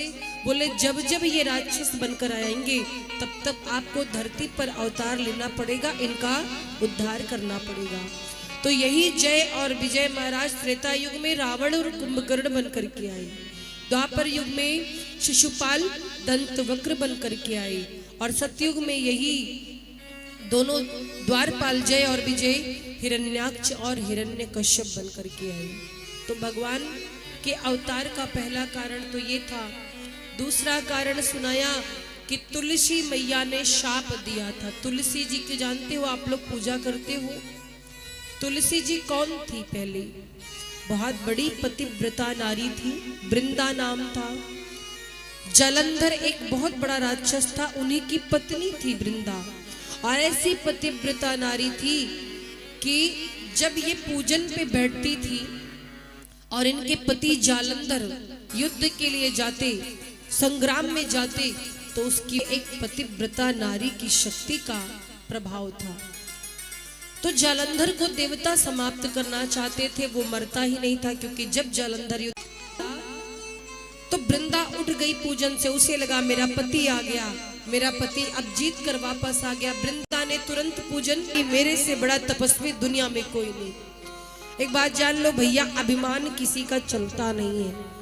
अभिमान के भी कई प्रकार हैं। किसी को सुंदरता का अभिमान होता है, किसी को अपने गुणों का अभिमान होता है, किसी को धन दौलत का अभिमान होता है, पर अभिमान करना गलत है। नारद जी को अपनी तपस्या पर अभिमान हो गया। हर जगह अपना गुणगान अपने मुख से करने लगे। अपना बखान करते करते शिवलोक गए, शिव जी के पास, और कहने लगे कोई है मेरे जैसा तपस्वी? मैंने काम को जीत लिया है, कामदेव के बाण भी मेरे कुछ नहीं कर सके। शिव जी ने कहा नारद जी, ये तो बहुत अच्छी बात है कि आपने काम पर विजय प्राप्त कर ली, पर एक निवेदन करता हूं। क्या? शिव जी ने कहा बार बार बिनवऊ मुनि तो ही, जिमि यह कथा सुनायऊ मोही। हे मुनीश्वर, मैं हाथ जोड़ता हूँ, जिस प्रकार से अपने अभिमान की कथा आपने मुझे सुनाई है ना, और किसी को मत सुनाइएगा। खास तौर पे भगवान श्री हरि को मत बताइएगा ये बात। बार बार शिव जी ने सावधान किया, नारद जी को समझ में नहीं आया। अपना गुणगान करते करते राम जी के पास पहुंचे हैं, हरि के पास पहुंचे हैं नारद जी। और भगवान श्री हरि ने देखा कि नारद जी के हृदय में अभिमान जागृत हो चुका है। श्री हरि ने सोचा कि ये मेरा दास है, भक्त है, अभिमान के इस बीज को मुझे उखाड़ करके फेंकना पड़ेगा, नहीं तो ये किसी दिन बहुत बड़ा वृक्ष बन जाएगा। तो भगवान ने एक रचना रची नारद जी के अभिमान को समाप्त करने की।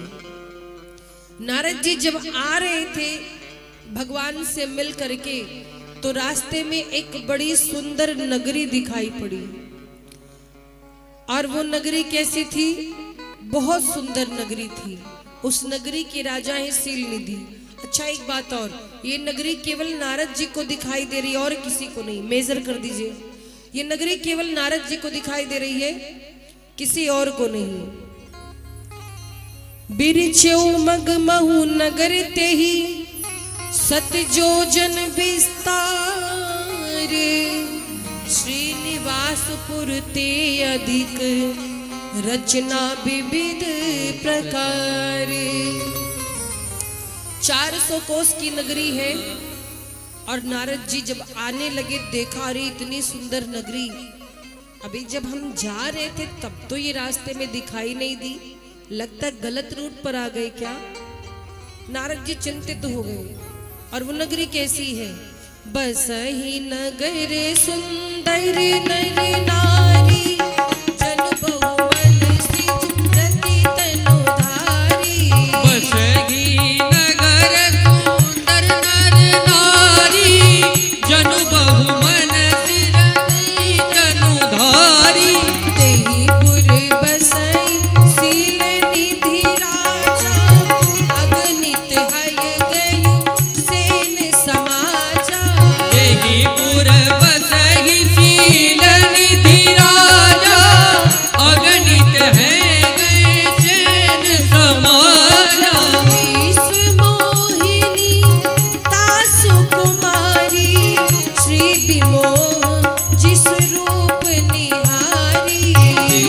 विश्वमोहिनी सुकुमारी श्री विमोहन जिसु रूप निहारी करई स्वयंवर सोनृप बाला आए तह अगणित मही पाला करई स्वयंवर सोनृप बाला आए तह अगणित मही पाला आए तह अगणित मही पाला आए तह अगणित मही पाला। श्रीनिवासपुर नगरी का नाम है। नारद जी जैसे नगरी में गए, देखा बहुत सुंदर रथ, हाथी, घोड़े, बहुत सुंदर व्यवस्था थी। उस नगरी के राजा है सीलनिधि, और वास्तव में कोई नगरी नहीं, भगवान की माया से केवल रचना की गई है नारद जी के मोह को भंग करने के लिए। तो नारद जी ने देखा उस नगर में बहुत से नर नारी हैं, बहुत सारी व्यवस्थाएं हैं, बहुत सारे मंत्री हैं, बहुत सुंदर सुंदर भवन हैं। आगे बढ़े तो सील निधि राजा जो उस नगर के, वो दौड़ करके आए, नारद जी का स्वागत किया। आहा नारद जी आइए, ब्राह्मण देव पधारिए, बड़े सुंदर समय पर आए हैं। आज मेरी बेटी विश्व मोहिनी का स्वयंवर है, अच्छा हुआ आप आ गए, आज मेरी बेटी को आशीर्वाद दे दीजिए।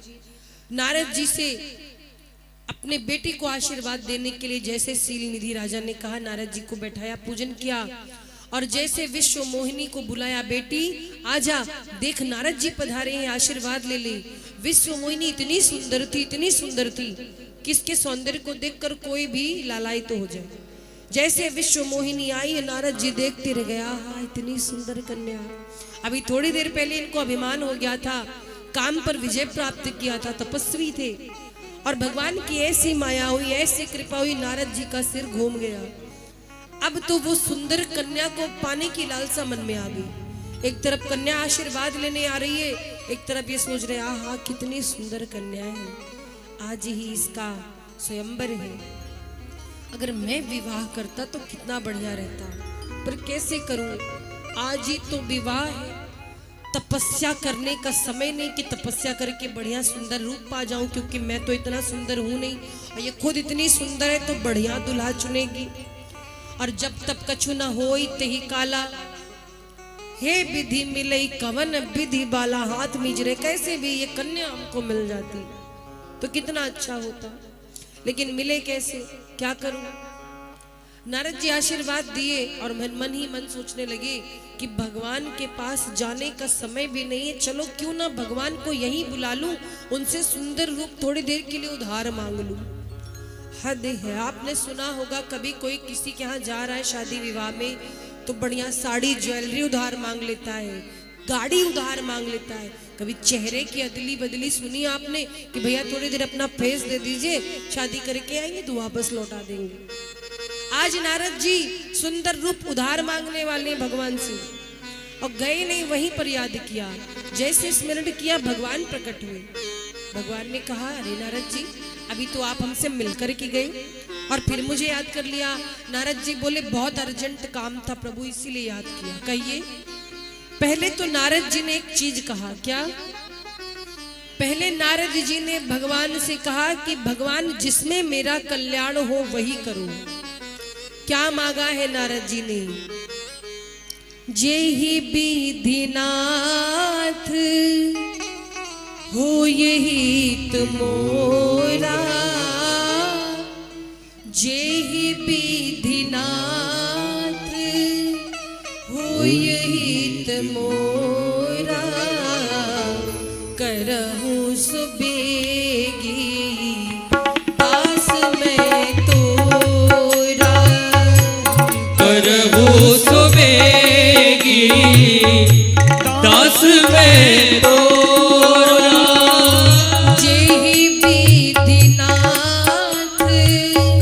हो यही तुमोरा, जेहि विधिनाथ होई गीत मोरा, करहूं सुबेगी दास मैं तोरा,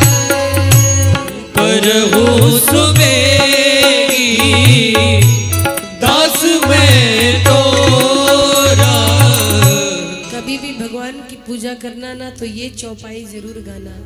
जे ही विधि नाथ हो ये हित मोरा, करहु सो बेगी दास में तोरा। अपना जीवन भगवान पर छोड़ दो। हे प्रभु, आप जो करेंगे अच्छा करेंगे, आप गलत कर ही नहीं सकते। गलतियां तो इंसान से होती, भगवान से नहीं। प्रभु, आप जो करेंगे, जैसा करेंगे, अच्छा करेंगे।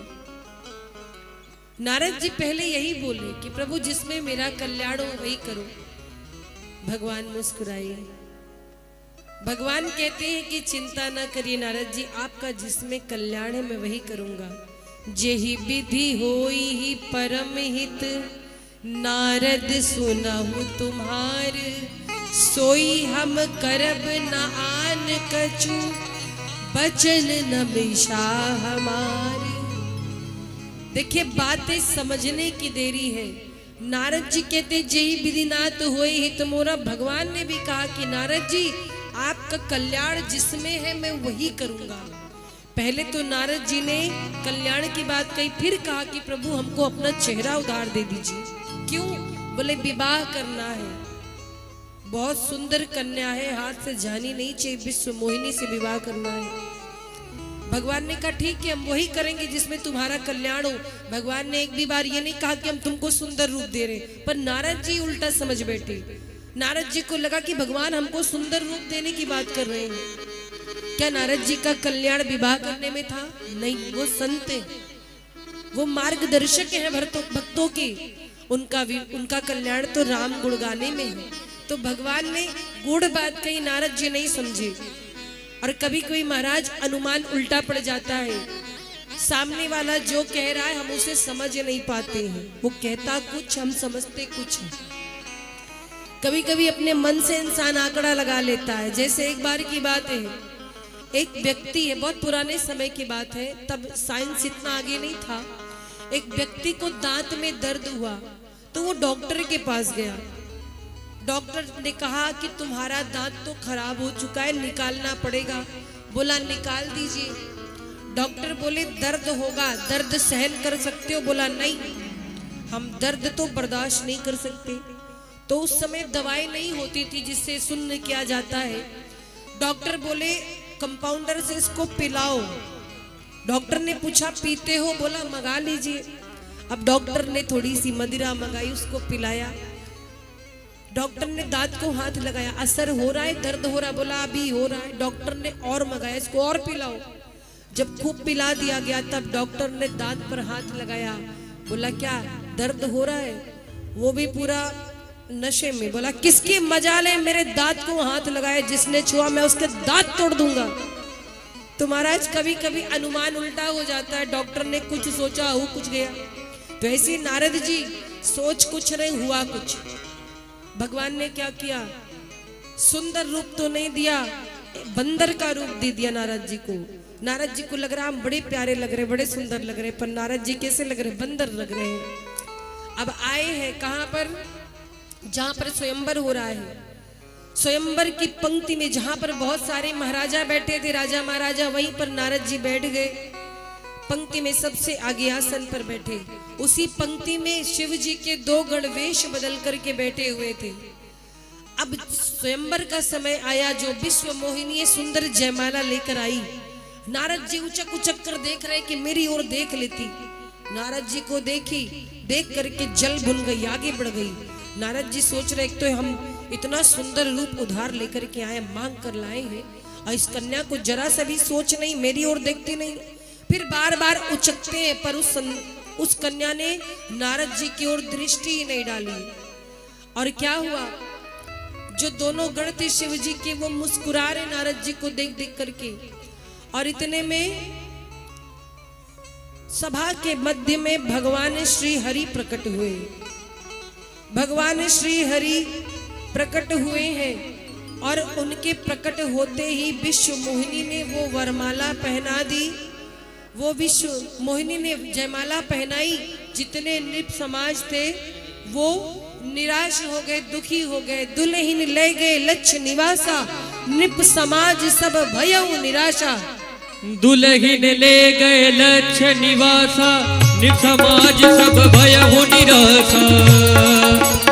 मुनियति विकल मोहमति नाठी मन गिरी गई छूट जनु गाठी मन गिरी गई छूट जनु दुलगिन ले गए लक्ष निवासा निब्रमाज सब भय हो निराशा मुनिमति विकल मोहिमति नाठी मन गिरी गई छूट जनु गाठी मन गिरी गई छूट जनु गाठी मन गिरी गई छूट जनु गाठी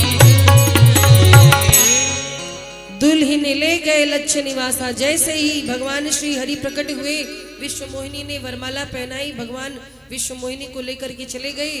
नारद जी अपने गले में जो माला पहने थे लगे तोड़ने। अब भगवान के ऊपर बड़बड़ाने लगी। खुद ही शादी करने का मन था तो पहले बता दिए होते, हमको काहे बेवकूफ बनाया। नारद जी बड़बड़ा रहे, अच्छे घर बना लिया है श्री हरि ने, को समझाऊंगा, मिल जाए कहीं तो बताऊंगा। तब तक शिव जी के दोनों गण आए, हंसने लगे। नारद जी बोले हमें देख के हंसते क्यों हो? शिव जी के गण बोले सुंदर नहीं लग रहे, बंदर लग रहे हो। बंदर अपना मुंह देखो पहले। एक सरोवर में जाकर झांक कर देखा तो सच में बंदर का मुख। नारद जी गणों से बोले कि तुम मेरा मजाक उड़ाए हो, जाओ मैं शाप देता हूं, तुम सब राक्षस बन जाओ। वो गण चले आए। इधर नारद जी बड़बड़ाते हुए जा रहे थे, रास्ते में भगवान मिल गए। भगवान श्री हरि साथ में विश्व मोहिनी। भगवान ने श्री नारद जी से कहा, और नारद जी क्या हाल है? नारद जी कहे बात मत कीजिए आप मुझसे, आपने धोखा दिया है, आपने मुझे छला है। आप जैसा छली व्यक्ति मैंने कहीं नहीं देखा। अरे वामन बन करके बलि की सारी भूमि हड़प ली, आप तो शुरू के छलिया हो। आपने नारद से पंगा लिया है, अच्छे घर बना दिया है, आपको तो मैं सुधारूंगा। जब खुद विश्व मोहिनी से विवाह करने की इच्छा थी तो फिर मुझसे क्यों कहा कि मैं वही करूंगा जिसमें तुम्हारा कल्याण हो? नारद जी क्रोध में है और शाप दे दिया। बोले आज एक स्त्री के विरह में आपने मुझे जलाया है, मैं शाप देता हूँ, आप भी एक दिन नारी की विरह में रोएंगे। और आपने मुझे बंदर का रूप दिया था ना, तो वही बंदर आपकी सहायता करेंगे, जाइए मेरा शाप है। नारद जी बड़बड़ाते गए, खरी खोटी सुनाई खूब। भगवान कहते नारद जी बोल लिए आप? बोले हाँ मेरा बात पूरा हुआ। इतने में विश्व मोहिनी अंतर ध्यान हो गई। नारद जी कहते ये कहाँ गई? भगवान बोले कौन? बोले विश्व मोहिनी। भगवान कहते कोई विश्व मोहिनी नहीं नारद जी, ये तो मेरी माया है। मैं मायापति और माया आपकी माँ लगेगी। आप अपनी माँ से विवाह करना चाहते थे। आपके हृदय में जो अभिमान हो गया था, उस अभिमान को समाप्त करने के लिए मैंने लीला रची थी। वास्तव में ना तो कोई नगरी है, ना तो कोई विश्व मोहिनी है, ये विश्व मोहिनी मेरी माया है। नारद जी पैरों में गिरकर गिड़गिड़ाने लगे, प्रभु क्षमा कर दो, मुझसे अपराध हो गया, मैंने आपको शाप दे दिया। भगवान कहते नारद जी अब आपने शाप दे ही दिया है तो मैं शिरोधार्य करता हूँ। और महाराज भगवान की माया से बचना है तो प्रत्येक में माँ का दर्शन करो। या को हटा दो, या मतलब कुछ नहीं, और माँ में माँ का दर्शन करो तो फिर आप भगवान की माया से बच जाओगे। क्योंकि सारे जग को सारे जग को सारे जग को रही न जाए हरि माया जादू करनी। सारे जग को रही न जाए हरि माया जादू करनी। हरि माया जादू करनी, हरि माया जादू करनी, हरि माया जादू करनी,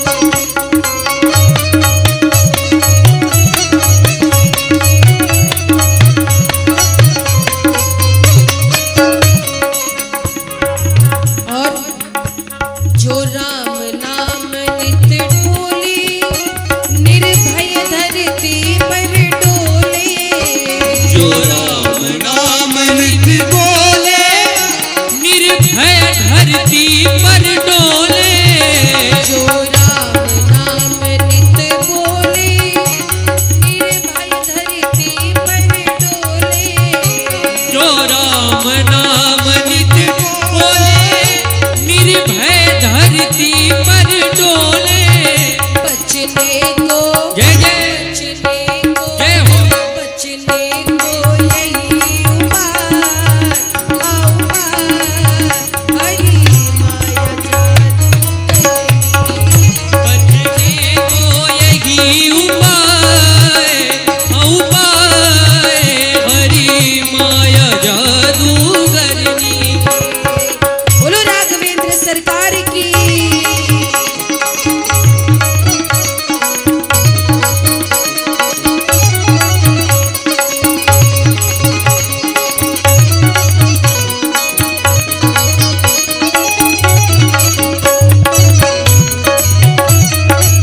जय जय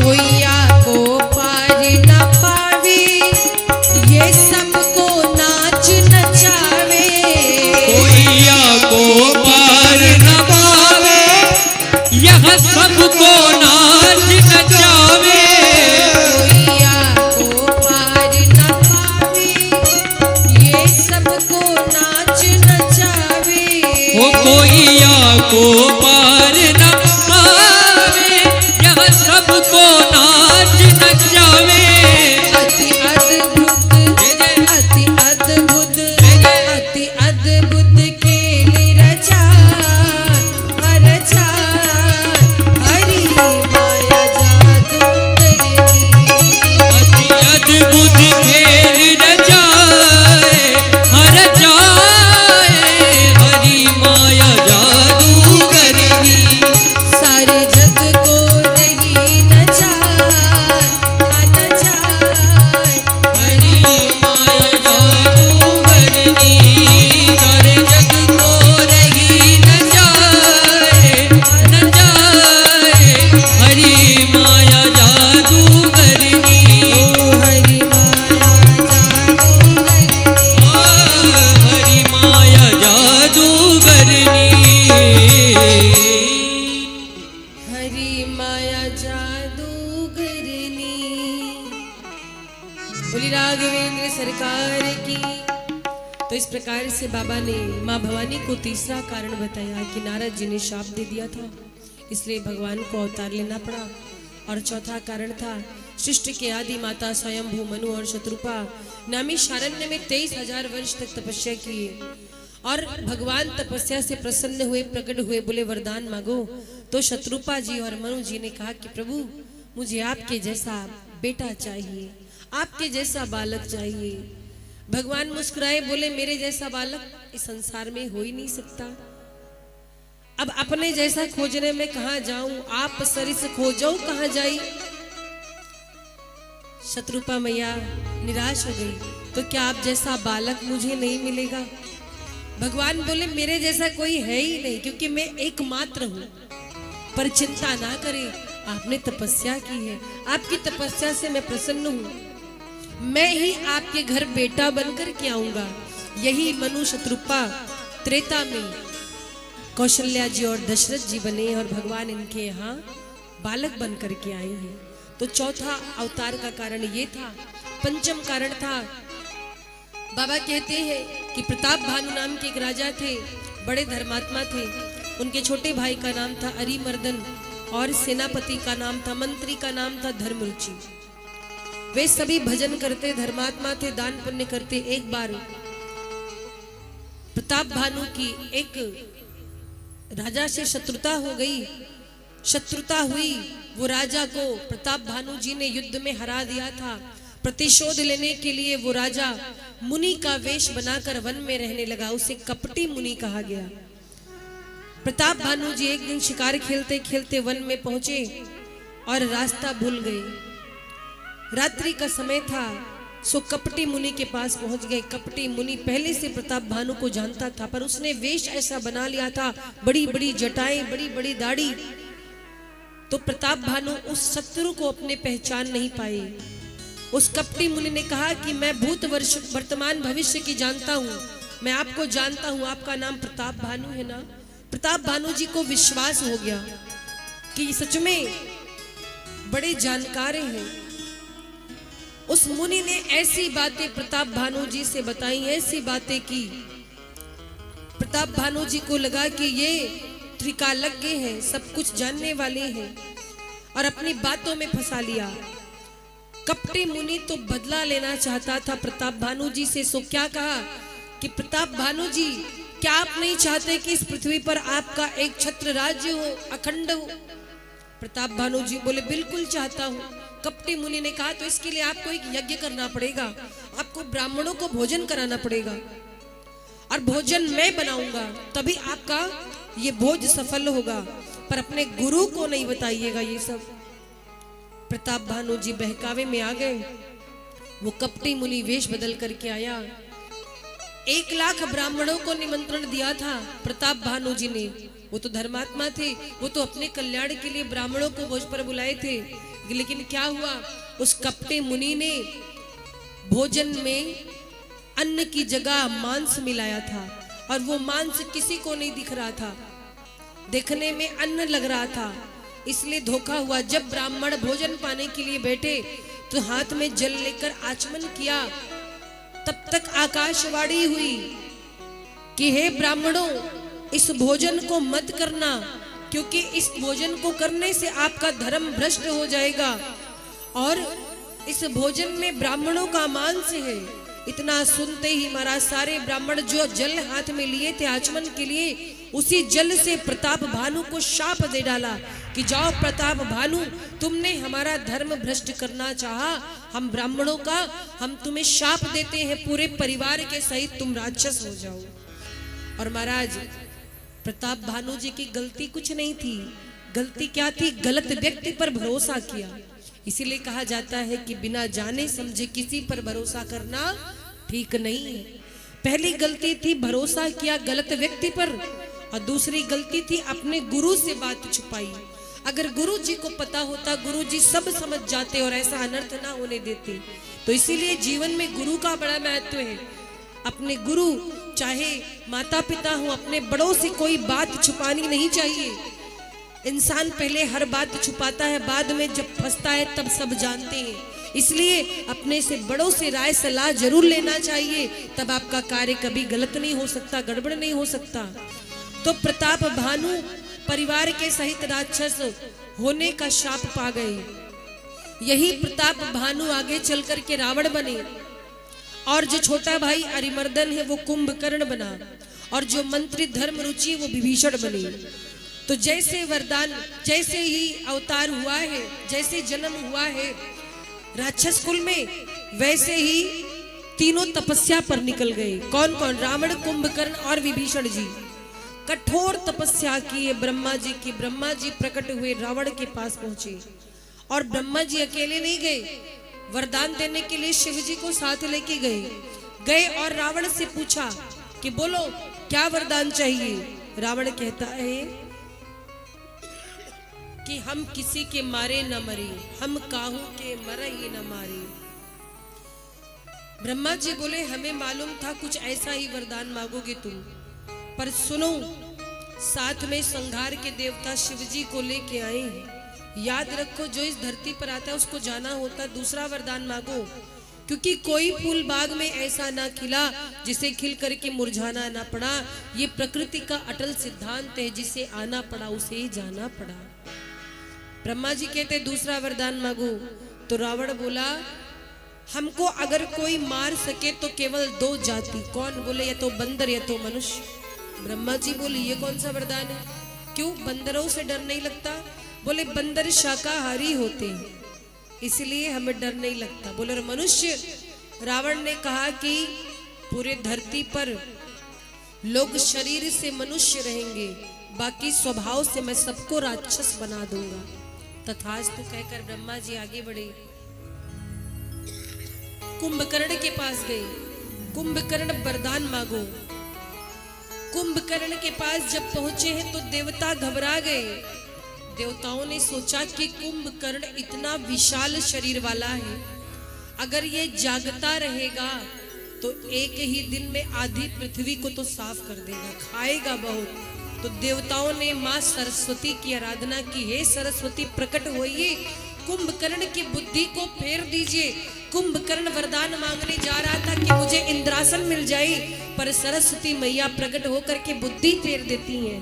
देवताओं ने आवाहन किया है मां सरस्वती का, माँ भगवती शारदा, माँ भगवती शारदा, माँ भगवती शारदा, माँ भगवती शारदा, भगवती शारदा, भगवती शारदा, माँ भगवती शारदा, माँ भगवती शारदा, माँ भगवती शारदा, माँ भगवती शारदा, शारदा, शारदा।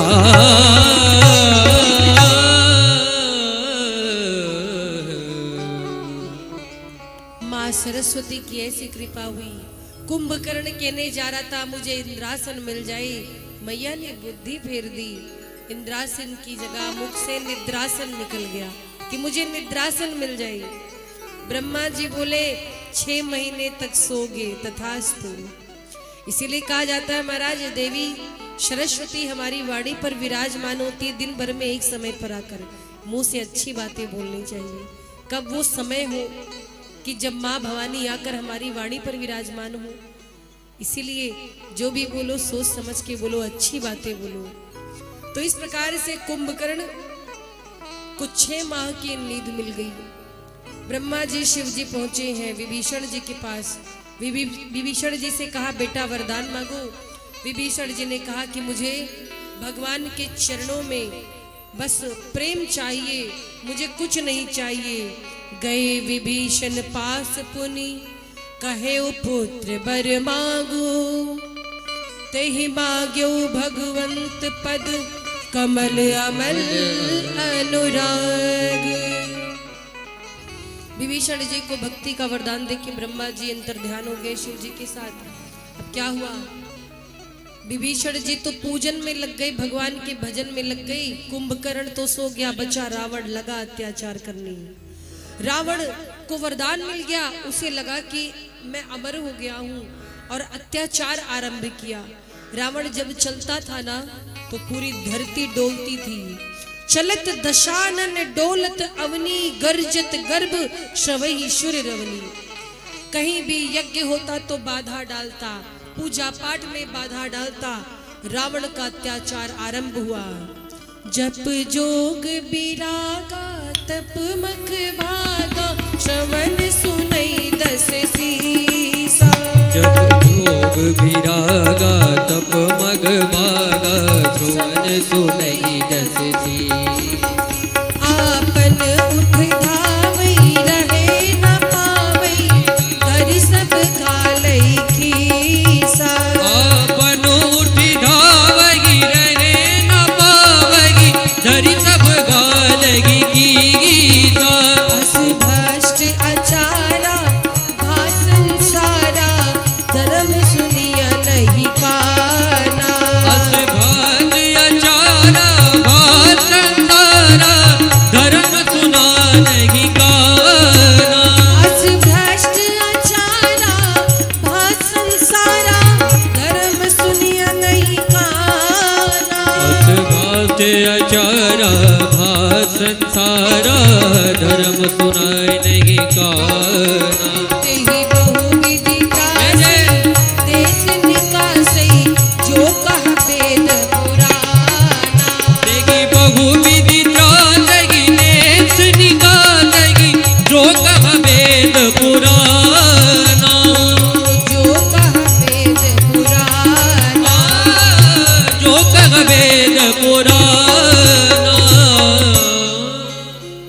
अत्याचार आरंभ हुआ है महाराज। रावण ने यज्ञ में बाधा डाली, ब्राह्मणों को सताने लगा, गौओं पर अत्याचार करने लगा। और क्या हुआ? अतिशय देख धर्म के ग्लानि, परम सभित धरा अकुलानी। धरती मैया कांप गई, रोने लगी। और धरती मैया मुनियों के पास गई कि हे ऋषियों, हे संतों, आप मेरी रक्षा करो। सारे ऋषि मुनि धरती मैया को लेकर के ब्रह्मा जी के पास गए, देवताओं के पास। और ब्रह्मा जी सबको लेकर कैलाश पहुंचे। कैलाश पहुंचे, बाबा से सबने अपना दुख सुनाया कि बाबा हम लोग बहुत परेशान हो गए रावण के अत्याचारों से। देवता कहते हैं कि भगवान ने हमें कहा था, वरदान दिया था कि जब जब धर्म की हानि होगी, अधर्म बढ़ेगा तो हम आपकी रक्षा करेंगे। चलो भगवान की स्तुति गाते हैं।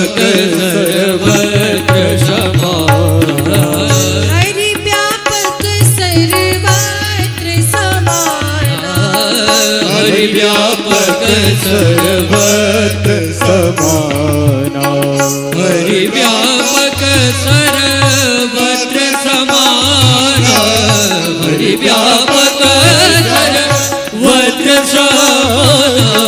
प्रेम ते प्रगट होई मैं जाना, प्रेम ते प्रगट होई मैं जाना, प्रेम ते प्रगट होई मैं जाना। जैसे ही शिव जी ने कहा कि हरि व्यापक सर्वत्र समाना, प्रेम ते प्रगट होई मैं जाना। भगवान सर्वत्र विराजमान है, आपका प्रेम होगा तो भगवान प्रकट होकर दर्शन देंगे। सभी लोग प्रशंसा करने लगे। ब्रह्मा जी ने साधु साधु कहकर के प्रशंसा की।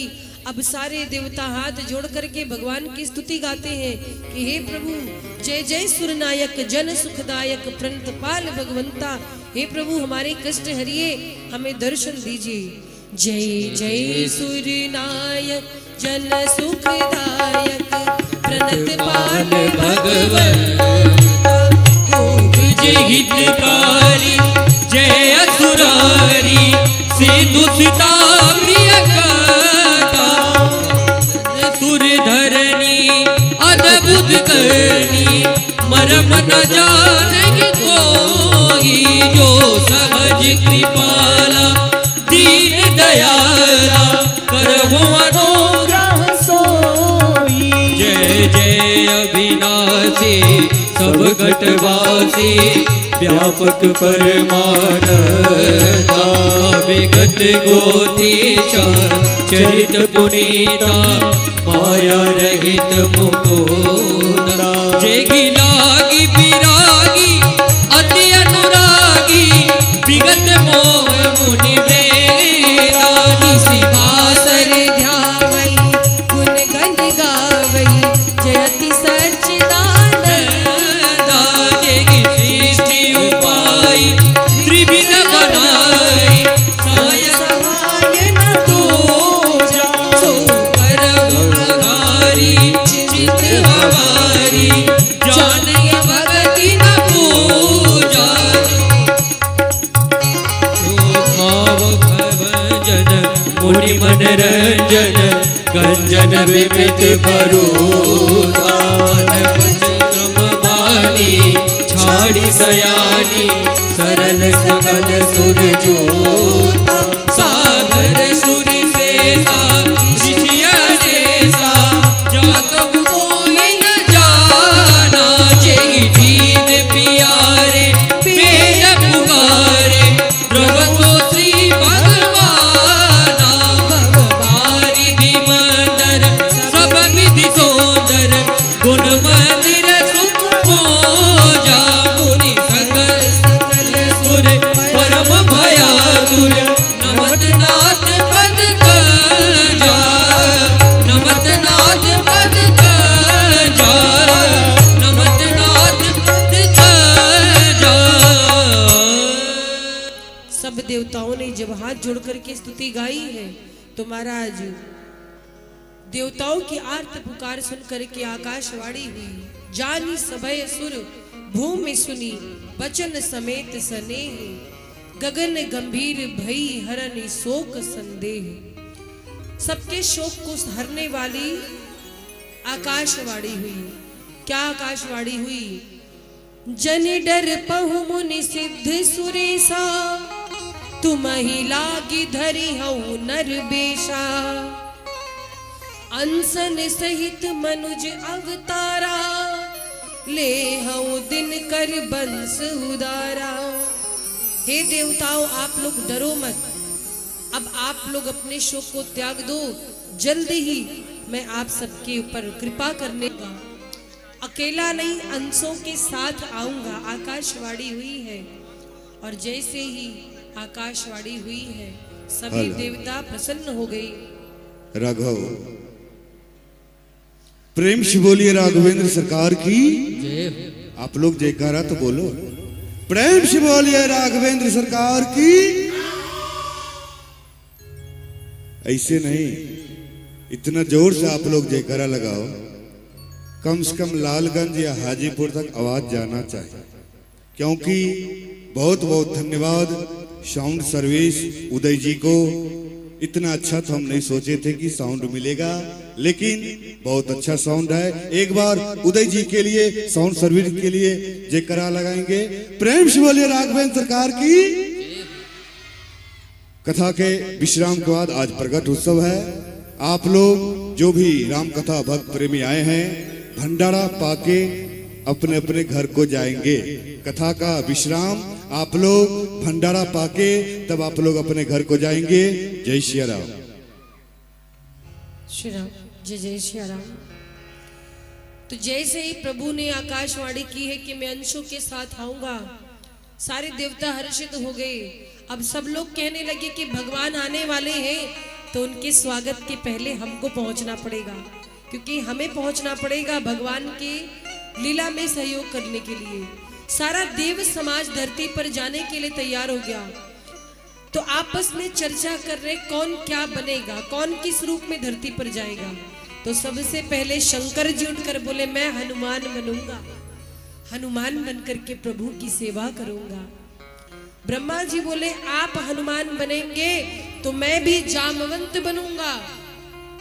और महाराज जैसे कहा मैं जामवंत बनूंगा, सूर्य नारायण बोले मैं सुग्रीव बनकर जाऊंगा। इंद्रदेव से पूछा गया आप क्या बनेंगे? बोले जब सूर्य नारायण सुग्रीव बनेंगे तो मैं बाली बनूंगा। इस प्रकार से सभी देवता आज धरती पर आने के लिए तैयार हो गए। रूप बदल करके बहुत सारे वानर भालुओं के वेश में देवता धरती पर आए हैं। भगवान भोलेनाथ माँ भवानी से कहते हैं कि देवी एक कथा हमने बीच में छोड़ दी थी, अब उसे सुनो। अब बाबा कथा को अयोध्या से उतार करके कैलाश से उतार करके अयोध्या धाम में लेकर आ रहे हैं।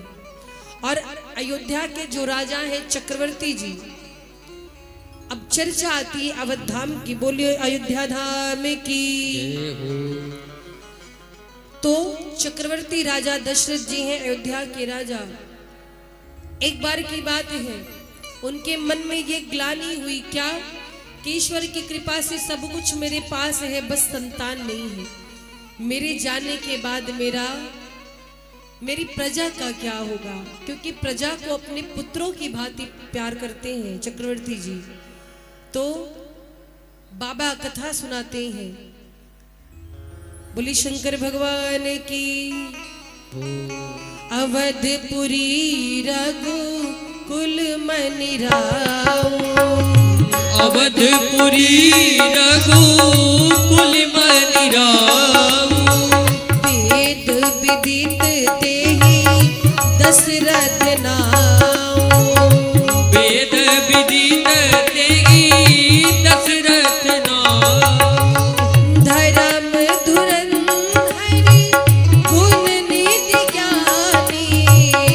धर्म धुरंधर गुण निधि ज्ञानी। हृदय भगति मति सारंग पानी, हृदय भगति मति सागर पानी। एक बार भूपति मन माही, एक बार भूपति मन माही। भय कलानी मोर सुत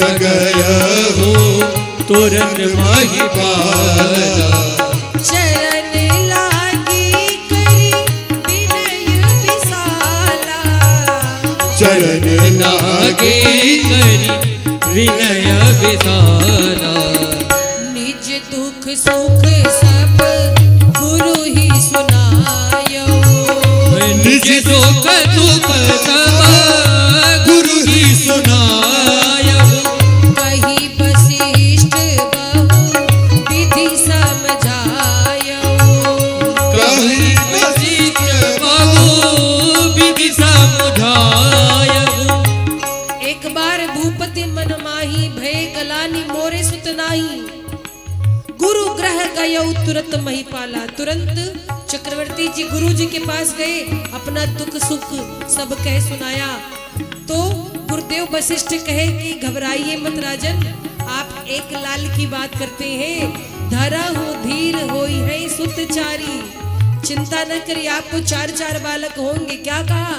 धरा हो धीर होई है सुतचारी, हरहु धीर होई है सुतचारी। त्रिभुवन विदित भगत भयहारी, त्रिभुवन विदित भगत भयहारी। और क्या हुआ? श्रृंगी ऋषि को बुलवाया गया। श्रृंगी ऋषि वशिष्ठ बुलावा, ऋषि वशिष्ठ बुलावा, पुत्र काम शुभ यज्ञ करावा, पुत्र काम शुभ यज्ञ करावा। भक्ति सहित मुनि आहुति दीने, भगति सहित मुनि आहुति दीने। प्रगटे अगिन चरु कर लीने, प्रगटे अगिन चरु कर लेने।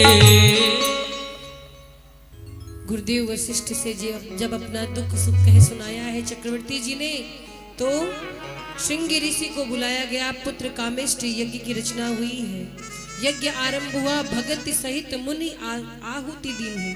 देखो संकल्प है यजमान का, पर आहुति कौन दे रहा? गुरुदेव। और जब आहुति बड़े भाव से दी है तो अग्नि देवता खीर का दोना लेकर प्रकट हुए, चरु लेकर के प्रकट हुए और चरु प्रदान किया है। गुरुदेव वशिष्ठ ने वो चरु चक्रवर्ती जी को हाथ में दिया और कहा कि अपनी तीनों रानियों में ये पायस आप विभाजित कर दीजिए, बांट दीजिए। पायस के 2 भाग किए गए, आधा भाग कौशल्या माँ को दिया गया, आधे बचे हुए भाग को मझली रानी कैकेयी को दिया गया। फिर बचे हुए भाग को 2 भागों में बांटा गया, माता कौशल्या और कैकेयी के हाथों से सुमित्रा जी को दिलवाया गया। और महाराज भगवान की ऐसी कृपा हुई कि तीनों माताएं गर्भवती हुई हैं। देखते देखते 12 महीने बीत गए और 12 महीने बीतने के बाद वो समय आया जिसकी सबको प्रतीक्षा है।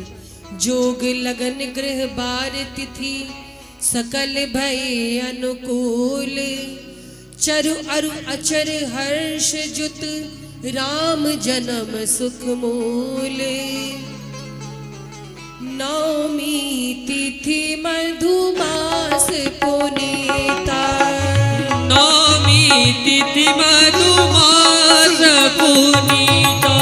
शुक्ल पक्ष अभिजित हरि प्रीता, शुक्ल पक्ष अभिजित हरि प्रीता।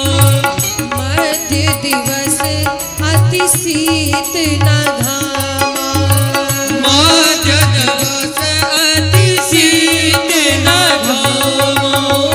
पावन काल लोक विश्रामा, पावन काल लोक विश्रामा।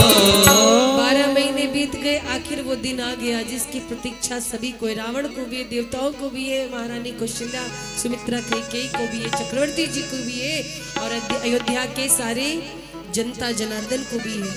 नवमी तिथि है, पावन चैत्र का महीना है, शुक्ल पक्ष है, अभिजीत मुहूर्त है, भगवान का सबसे प्रिय मुहूर्त और दिन मंगलवार दोपहर का समय है 12 बजे।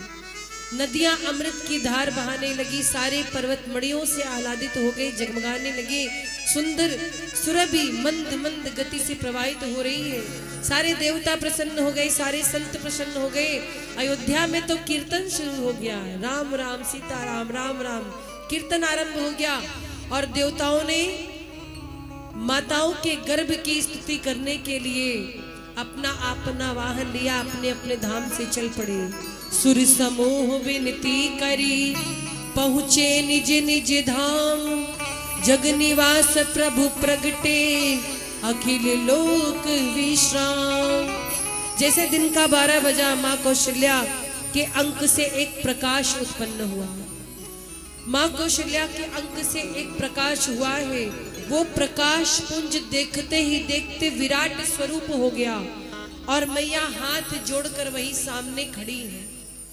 क्या हुआ महाराज?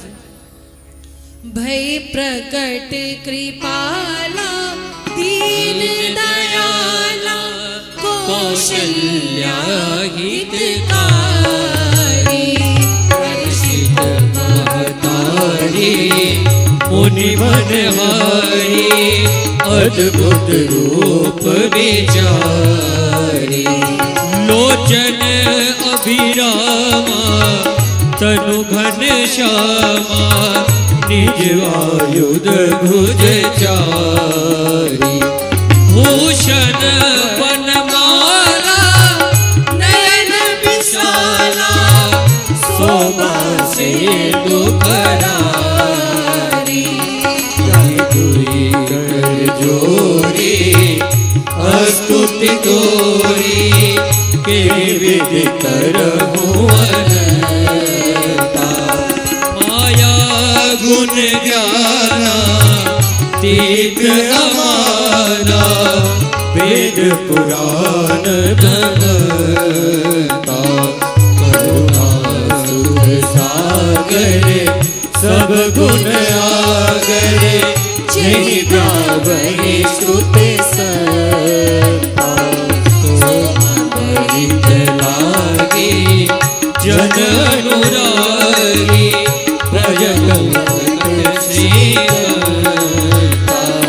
ब्रह्मांड निकाया निर्मित माया, रोम रोम प्रतिवेद करे। सुवासी यह उपहासी, सुनत धीर मति न रहे।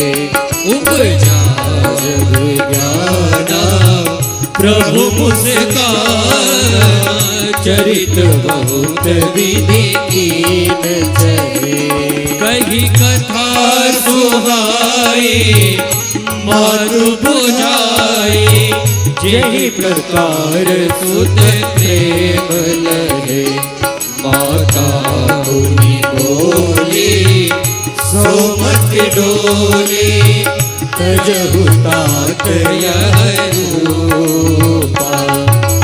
जय शिशु लीला अति प्रिय शीला, यह सुख परम अनूपा।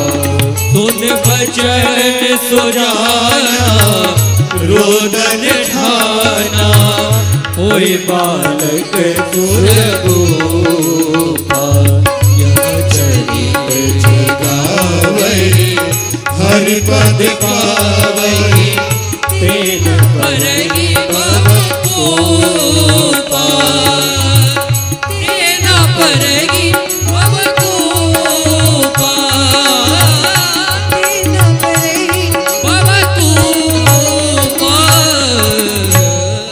विप्रधेनु सुर संत हित लीन मनुज अवतार, निज इच्छा निर्मित तनु माया गुण गोपार।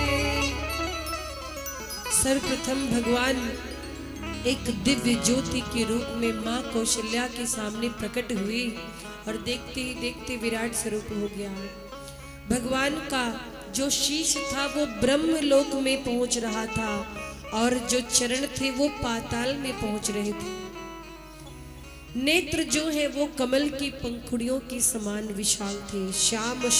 श्याम वर्ण का शरीर है, पीतांबर धारण किए हैं, हाथ में आयुध है, अस्त्र शस्त्र है, सुसज्जित हो रहे हैं। और महाराज एक एक रोम छिद्र में कोटि कोटि ब्रह्मांड लटक रहे हैं, घूमते प्रतीत हो रहे हैं।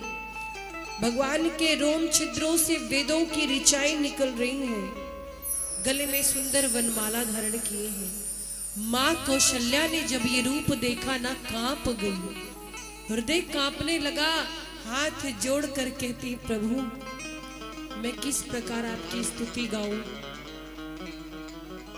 मुझ में वो सामर्थ्य नहीं कि मैं आपकी स्तुति गा सकूं। इतना विशाल आपका शरीर है, आकार है, आप हमारे भीतर से निकले हैं, इस बात पर कोई विश्वास नहीं करेगा। आप हमारे बेटा बनकर आए हैं, कोई नहीं मानेगा। भगवान कहते हैं, मैया मुझे बहुत सारे चरित्र करने हैं, बोलो पहले कौन सा चरित्र करूं। मैया कौशल्या कहती है, प्रभु आपने तो कहा था आप मेरे बेटा बनकर आएंगे, आप तो पिता बनकर आए हैं। बालक ऐसे होते हैं? अरे आपके हाथों में अस्त्र शस्त्र है, पीतांबरी धारण किए, मुस्कुरा रहे, इतना विराट स्वरूप। आपको चरित्र करना है तो ऐसे थोड़ी कर पाएंगे। भगवान कहते हैं, माँ पहली बार किसी का बेटा बनने जा रहा हूँ, मुझे पता नहीं, आप बताओ मुझे क्या करना चाहिए। अभी तक तो मैं पिता था, आज पहली बार किसी का बेटा बनने जा रहा हूँ, आप आज्ञा दो माँ, मैं क्या करूँ। माँ कहती है कि जय शिशु लीला, आप शिशुओं की लीला करिए। ये धनुष बाण जो आयुध है इसका त्याग करिए, छोटे से लाला बनिए। और छोटे से लाला रोते हैं, प्रभु आप रोना शुरू कीजिए। माँ के देखते ही देखते भगवान ने अपना विराट स्वरूप त्याग दिया, छोटे से लल्ला बन गई। माँ के बगल में हाथ पैर फेंक रहे हैं और रुदन किया है। जैसे ही माँ कौशल्या के भवन से रोने की आवाज आई है, वैसे ही दासियों ने आकर चक्रवर्ती जी को बधाई दी। महाराज बधाई हो, बधाई हो, कौशल्या मैया ने सुखपूर्वक एक सुंदर से बालक को जन्म दिया है। अब तो महाराज मणियों की माला उतार कर चक्रवर्ती जी ने दासियों को दे दी, पर मन में सोच रहे अभी तो एक ही हुआ है, गुरुदेव ने कहा था 4 होंगे। तब तक थोड़ी देर में कैकेयी मैया के भवन से बालक के रोने की आवाज आई। दासियों ने आकर फिर सूचना दी, महाराज बधाई हो, कैकेयी मैया ने भी सुखपूर्वक सुंदर बालक को जन्म दिया है। जैसे सुनाया, थोड़ी देर में सुमित्रा मैया के कक्ष से 2 बालकों के रोने की आवाज आई और आकर दास दासियों ने सूचना दी है, हीरे की अंगूठी उतार कर चक्रवर्ती जी ने दे दी, ले जाओ। अब तो महाराज पूरे अयोध्या में आनंद हुआ है। जैसा आनंद त्रेता में हुआ था, ऐसा ही आनंद आज रसूलपुर की धरा पे होने वाला है। मनो हम सब अयोध्या पहुंच गए हो। बोलिए अयोध्या धाम की। अवध में आनंद भयो, अवध में आनंद भयो, जय रघुवर लाल की। अवध में आनंद भयो, जय रघुवर लाल की। अवध में आनंद भयो, जय रघुवर लाल की। अवध में आनंद भयो, जय रघुवर लाल की। हाथी घोड़ा पाल की, जय रघुवर लाल की। हाथी घोड़ा पाल के, जय रघुवर लाल की। हाथी घोड़ा पाल की, जय रघुवर लाल की। हाथी घोड़ा पाल की, जय रघुवर लाल की। अवध में आनंद भयो, अवध में आनंद भयो, जय रघुवर लाल की। अवध में आनंद भयो, जय रघुवर लाल की। अवध में आनंद भयो, जय रघुवर लाल की। अवध में आनंद भयो, जय रघुवर लाल की। राघवेंद्र सरकार की जय हो।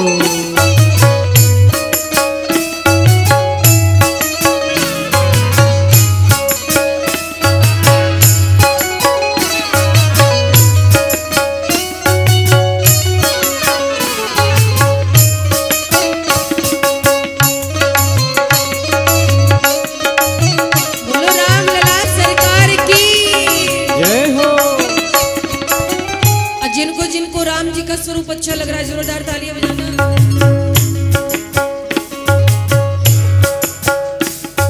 बधैया बाजे आंगने में, बधैया बाजे आंगने में, बधैया बाजे आंगने में, बधैया बाजे आंगने में। तालियों की सेवा करते हुए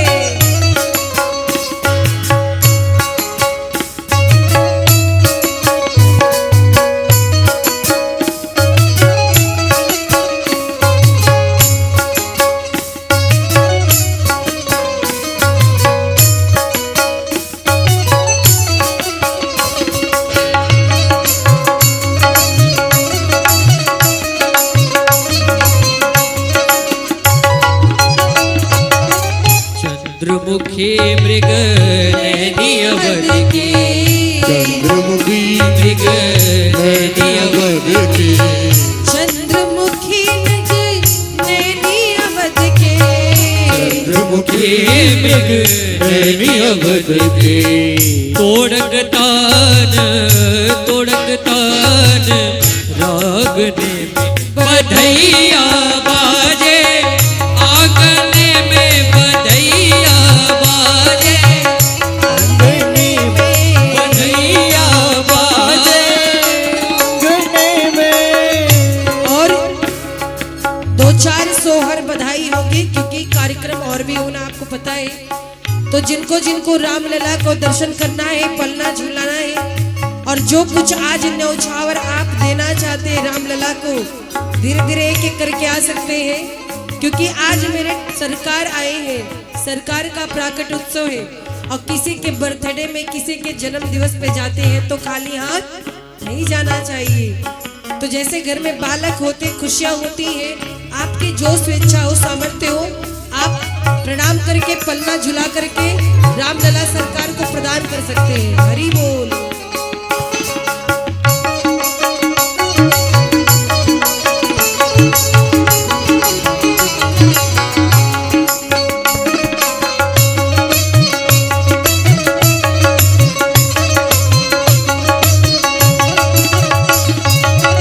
प्रेम भरी प्रमदागन नाचते, प्रेम भरी प्रमदागन नाचते, प्रेम भरे प्रमदागन नाचते, प्रेम भरी प्रमदागन नाचते। नूपुर बांध आयने में, बधैया बाजे आंगने में, बधैया बाजे आंगने में।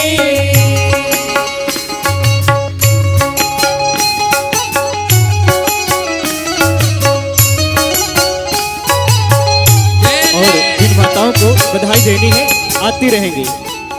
जिन माताओं को भगवान के चरणों में बधाई देनी, पलना झुलाना है, आप आती रहेंगी। जय हो।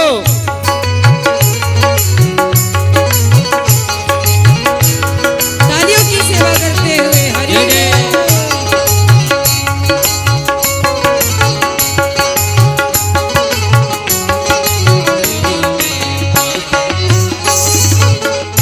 जय हो।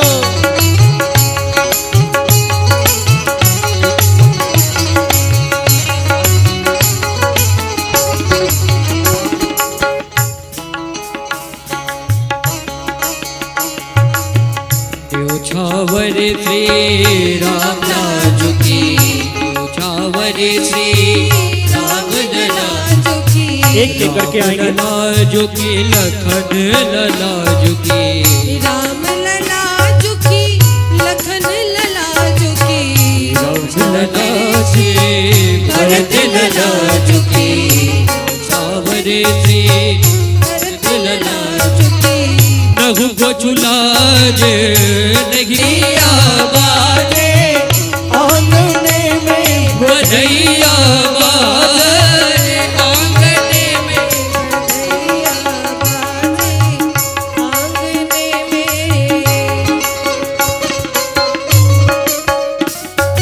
जय हो। माता माता जी चलते रहिए, झुला करके बढ़ते रहें। बस बस माता जी चलिए। माता जी जो कुछ दिन आप पालने में दे दीजिए, हाँ जल्दी जल्दी करिए। आप लोग जल्दी जल्दी करिए क्योंकि समय का अभाव है और बहुत देर ना रुके, सबको अवसर दें। बस पालने को झुलाकर प्रणाम करके तत्काल जाएं। बोली राघवेंद्र सरकार की। धनी धनी चैत महीनवा की सुघर समैयानु हो। धनी धनी चैत महीनवा की सुघर समैयानु हो। राम जन्म लिए रघुरैया परम सुख दैयानु हो। राम जन्म लिए रघुरैया परम सुख दैयानु हो। राम जन्म लिए रघुरैया परम सुख दैयानु हो। राम जन्म लिए रघुरैया परम सुख दैयानु हो। आलियों की सेवा करते हुए हरि बोल। जय हो।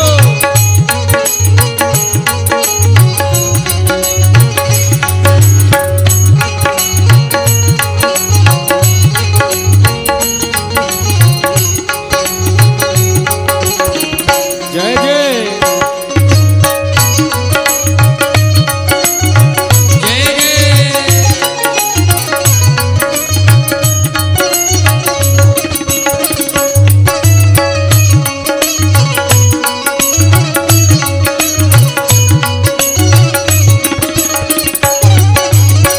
धनी धनी अवध निपति पर प्रभु प्रगटाई हो।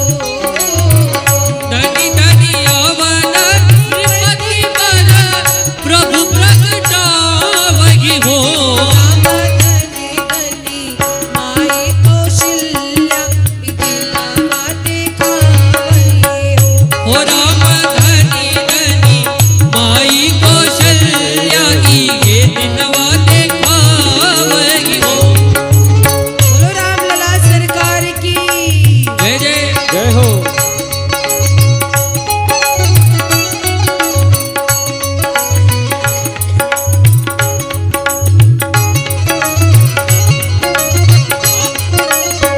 जय हो।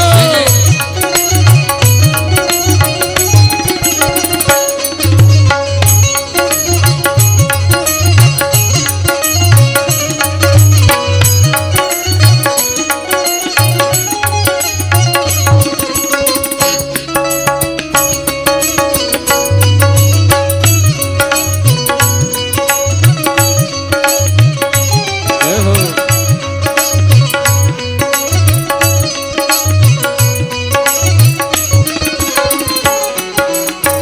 जो सुख दुर्लभ ब्रह्मा आदि सब देवन हो।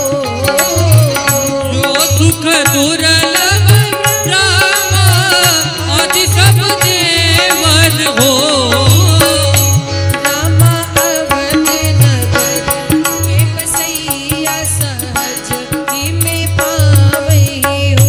हो राम अवध नगरी के बसैया सहज ही में पावहि हो। रामा अवध नगर के बसैया सहज ही में पावई हो। हो राम अवध नगर के भाव देखना राम जी के लिए। हरि ऐसन मनोहर मंगल मूरत सुहावन सुंदर सूरत नो। ए राजा जी, ए राजा जी, ए राजा जी एक राता रात। जय जय। मूरत मूरत खूबसूरत नो।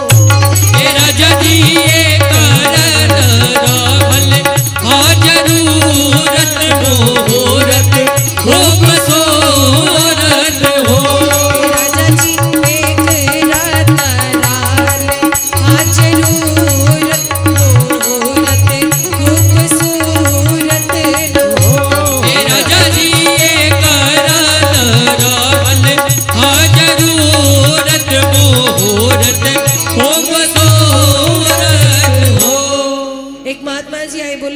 लोग कैमरे का ध्यान दीजिएगा, कैमरे को नहीं छेड़िएगा, सामने नहीं आइएगा।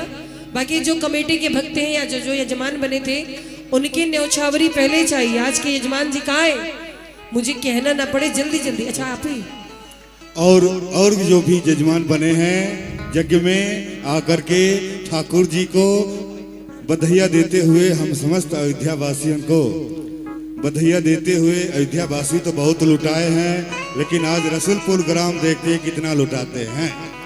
भगवान का आज प्रागट उत्सव है, जिनको भी बधाइयाँ देना है आप मंच पे आकर के सहयोग। और कथा विश्राम के उपरांत आप लोग जितने भी राम कथा प्रेमी भक्त आए हैं, सभी लोग भंडारा पा करके इस यज्ञ का प्रसाद ग्रहण करके अपने घर को प्रस्थान करेंगे। जो भी इस कथा के विश्राम के बाद आप लोग, जो भी माताएं बहनें भाइयों बुजुर्गों से निवेदन है, जो भी मेला में घूम रहे हैं, कथा विश्राम के बाद भंडारा का कार्यक्रम चालू होगा। आप लोग भंडारा पा करके अपने जीवन को धन्य बनाने का प्रयास करेंगे। राघव एक महात्मा जी आए और बोले क्या, अरे हमरा जनाता बबुआ डीएम हुई है, अरे नाना ये तो जीएम हुई है हो। तब तक दूसरे महात्मा जी बोले क्या, ए ललना ललना ए ललना हिंद के सितारा ई तसीम होई है ओसे ऊपर पीएम होई है ए ललना हिंद के सितारा ई तसीम होई है ओसे ऊपर पीएम होई है हो।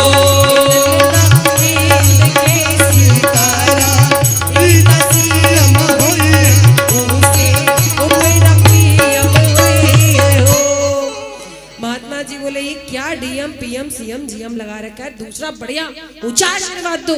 चक्रवर्ती जी के ज्येष्ठ पुत्र तो दूसरे महात्मा जी बोले हम आशीर्वाद देंगे। क्या कहा, अरे हुई है वाइस चांसलर यूनिवर्सिटी के, मेयर लंदन सिटी के नो। और क्या कहा, ए ललना ए ललना ए ललना हो सेक्रेटरी गवर्नमेंट के ताहिरा अपना बेटे के नो। ए ललना हो मैं सेक्रेटरी गवर्नमेंट के ताहिरा अपना बेटे के नो। ए ललना हो मैं सेक्रेटरी गवर्नमेंट के ताहिरा अपना बेटे के नो। तब तक एक दूसरे महात्मा जी आए, बोले ये क्या तुम लोग आशीर्वाद दे रहे हो, ये वाइस चांसलर और मेयर ये त्रेता में होते, ये कलयुग में होंगे, ये त्रेता युग है, त्रेता युग के हिसाब से आशीर्वाद दो। तो दूसरे महात्मा जी बोले अब एकदम परफेक्ट आशीर्वाद हम देंगे। अब सुनो हम क्या आशीर्वाद देते हैं, त्रेता युग को देखते हुए आशीर्वाद देंगे। तो क्या कहा कि बबुआ हमार महाराज हुई है और राजा धीराज हुई है हो। बबुआ हमार महाराज हुई है और राजा धीराज हुई है हो। और क्या कहा, ए ललना ए ललना ए ललना धातु में हीरा खराज हुई है सीरा बाकी ताज हुई है हो। ए ललना धातु में हीरा वो खराज होई है सीरा बाकी ताज होई है हो। ललना धातु में हीरा खराज हुई है सीरा बाकी ताज हुई है हो। ए ललना धातु में हीरा वो खराज होई है सीरा बाकी ताज होई है हो। एक महात्मा जी बोले ये आशीर्वाद बढ़िया था। आप लोगों से निवेदन है जिस तरफ कैमरा लगा है थोड़ा सा छोड़ करके इधर से आइए, इधर हाथ से आइए, इस साइड से आइए, बार बार ना कहना पड़े, थोड़ा सा कृपा करिए। तो इस बार महात्मा जी आए और क्या कहा, बोले ये आशीर्वाद बढ़िया था, लेकिन अब की बार मैं सर्वोच्च सबसे बढ़िया आशीर्वाद दूंगा, क्योंकि ये कोई साधारण बालक नहीं है, हमारे चक्रवर्ती जी के ज्येष्ठ पुत्र हैं।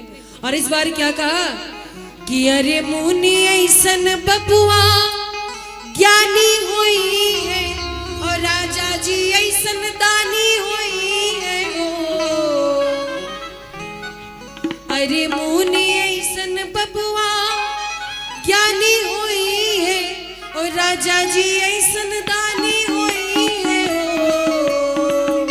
ए ललना ए ललना ए ललना अखिल भूमंडल राजधानी हुई है, बापे यश खानदानी हुई है हो। ए ललना अखिल भूमंडल राजधानी हुई है, बापे यश खानदानी हुई है हो। राजधानी हुई है, बापे यश खानदानी हुई है हो। बोली रामलला सरकार की।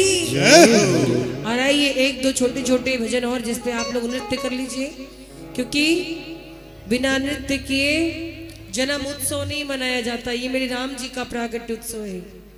तो जिनको जिनको नृत्य करना अपने स्थान पे खड़े हो जाएंगे, जिनको नहीं करना बैठे रहेंगे, जिनके घुटनों में तकलीफ हो बैठे रहे। अच्छा सबके हैं बाबू, उठ जाइए आप लोग अपने स्थान पर। जो भी आना चाह रहे हैं बधिया के लिए, ठाकुर बाकी जी के लिए बधाई आप लोग आने का प्रयास करेंगे।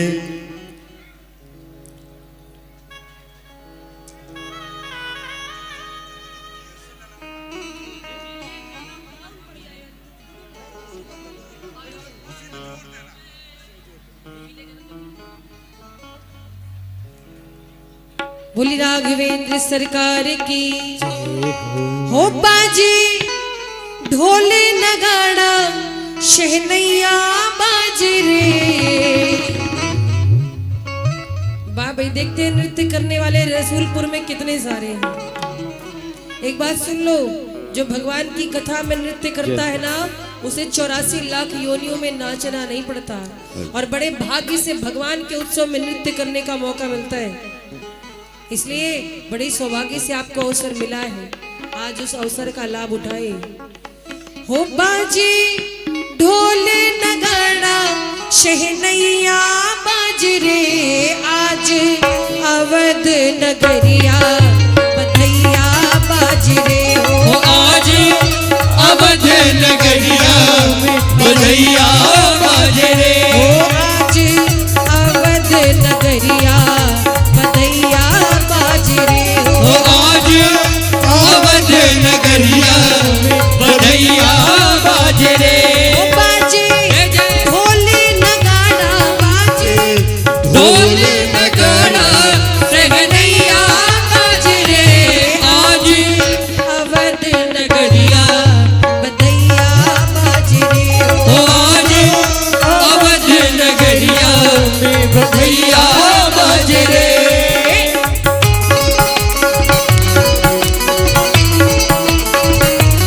झूम करके हरि बोल।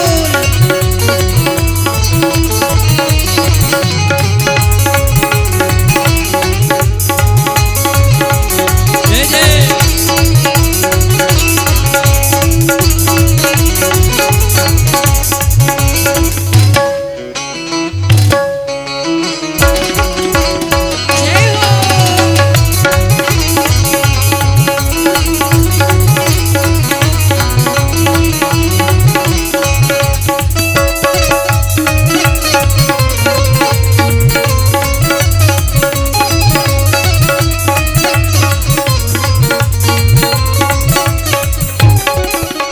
और कौन कौन नाच रहा है?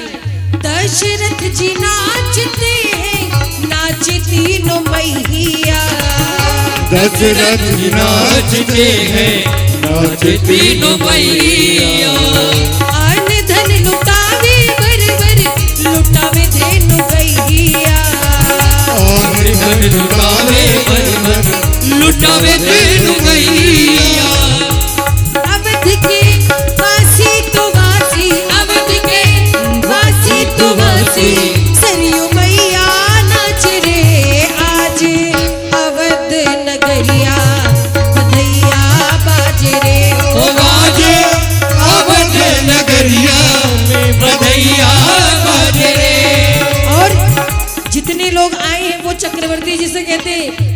राजा जी खजनवा देगा, जी खजनवा देगा, राजा जी खजनवा देगा, राम जी खजनवा देगा, बाजे नाम जीराए बाजे नाम जीराए हीरा हो रतनवा देगा, रानी हो कहनवा देगा, रानी हो कहनवा देगा, ओ राजा जी खजनवा देगा, राजा जी खजनवा देगा, ओ आज अवध नगरिया बदैया बाजरे हो, आज अवध नगरिया में बधैया बाजरे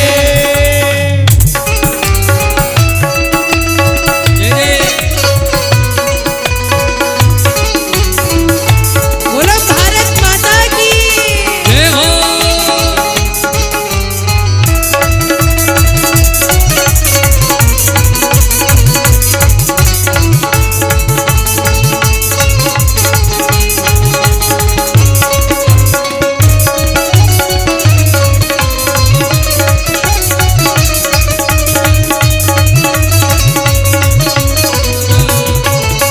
जय हो।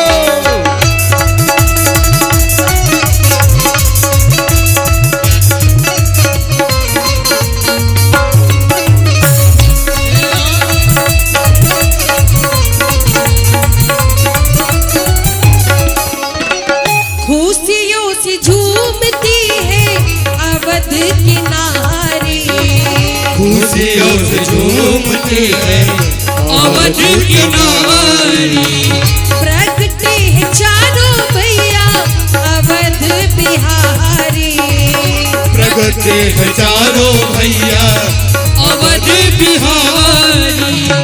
वो नाचे जय जय। धरती अंबर नाचे, धरती अंबर अंगनैया नाच रे, आज अवध नगरिया बधैया बाज रे ओ आज अवध नगरिया बधैया बाजे आज अवध नगरिया बधैया बाज रे, आज अवध नगरिया में बधैया बाजे। आप लोग को क्या गम है भैया, काहे खड़ी हो? आप लोग को नृत्य नहीं आता? ना आता तो बताएं, एक हाथ सिर पे रखो, एक कमर पे परिक्रमा लगा दो बस। काली कमली वाला, काली कमली वाला मेरा यार है, काली कमली वाला मेरा यार है, मेरे मन का मोहन तू दिलदार है, काली कमली वाला मेरा यार है, मेरे मन का मोहन तुमदार है,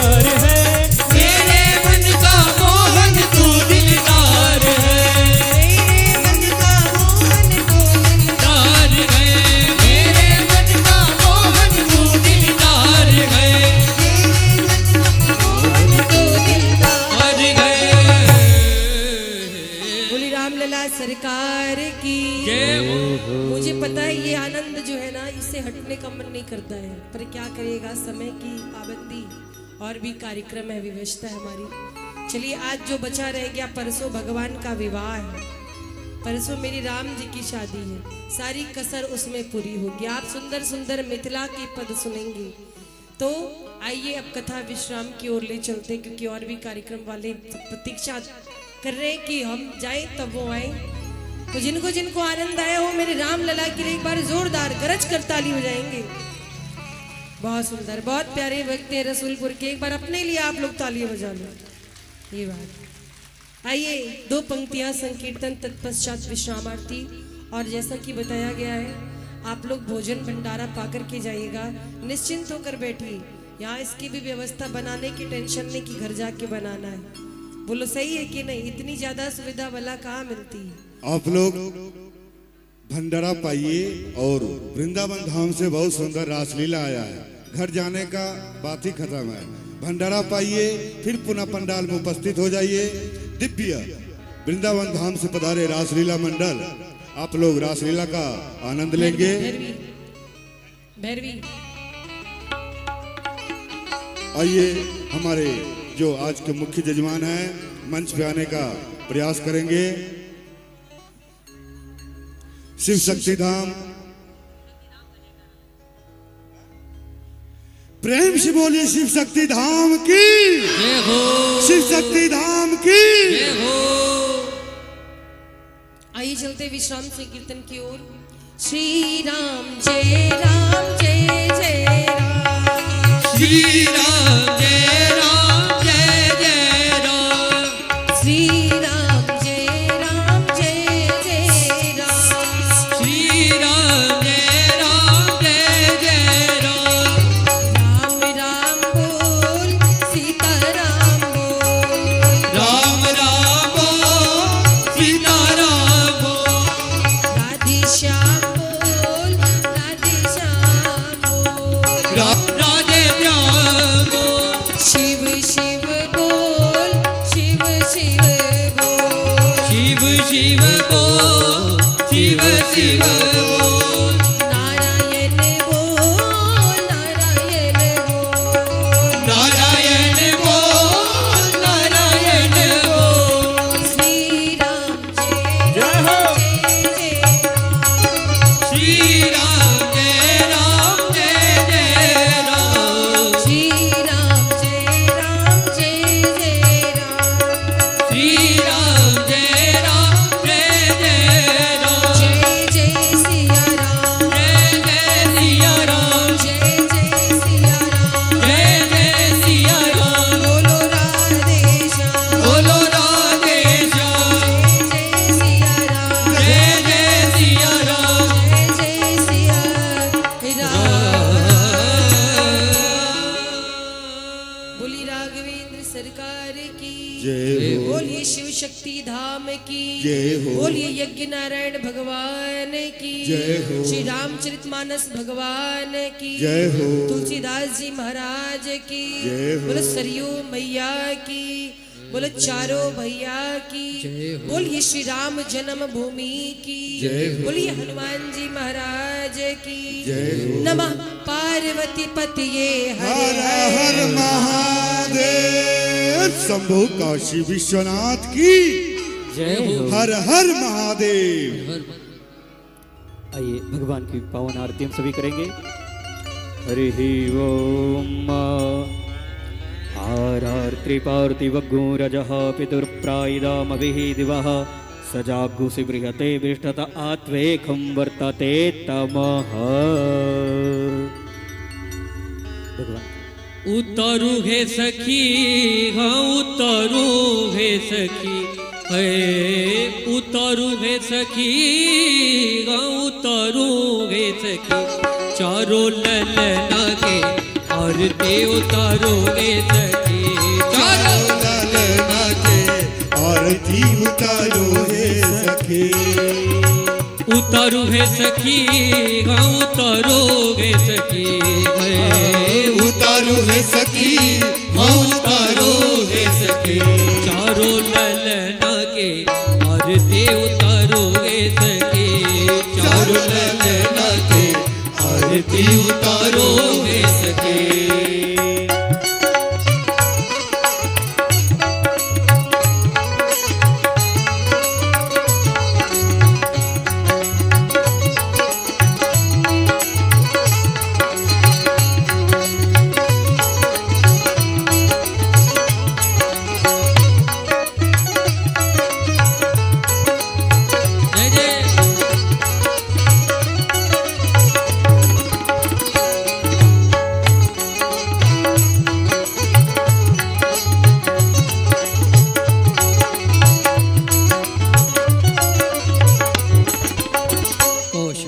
के कई सुमित्र मैया, कौशल्य के कई सुमित्रा मैया, पलना झुलावे सब लेवे बने।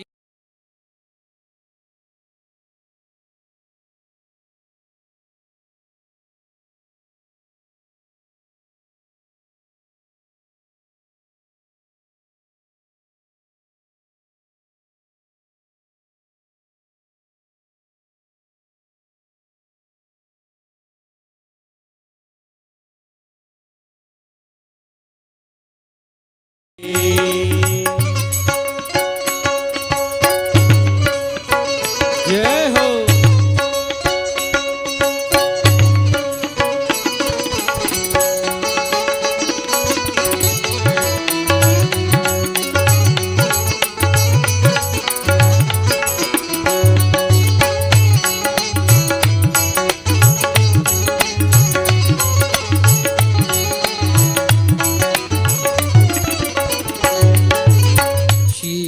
पे मुकुट सुहावन लागे, शीश पे मुकुट सुहावन लागे, पीतांबरी सावल तन साजे, पीतांबर सावन वर साजे, तन मन धन सब कुछ हो न्योछारोगे सखी। तन मन धन सब कुछ हो न्योछारोगे सखी। चारों ललना के आरती उतारोगे सखी। चारों ललना के आरती उतारोगे सखी।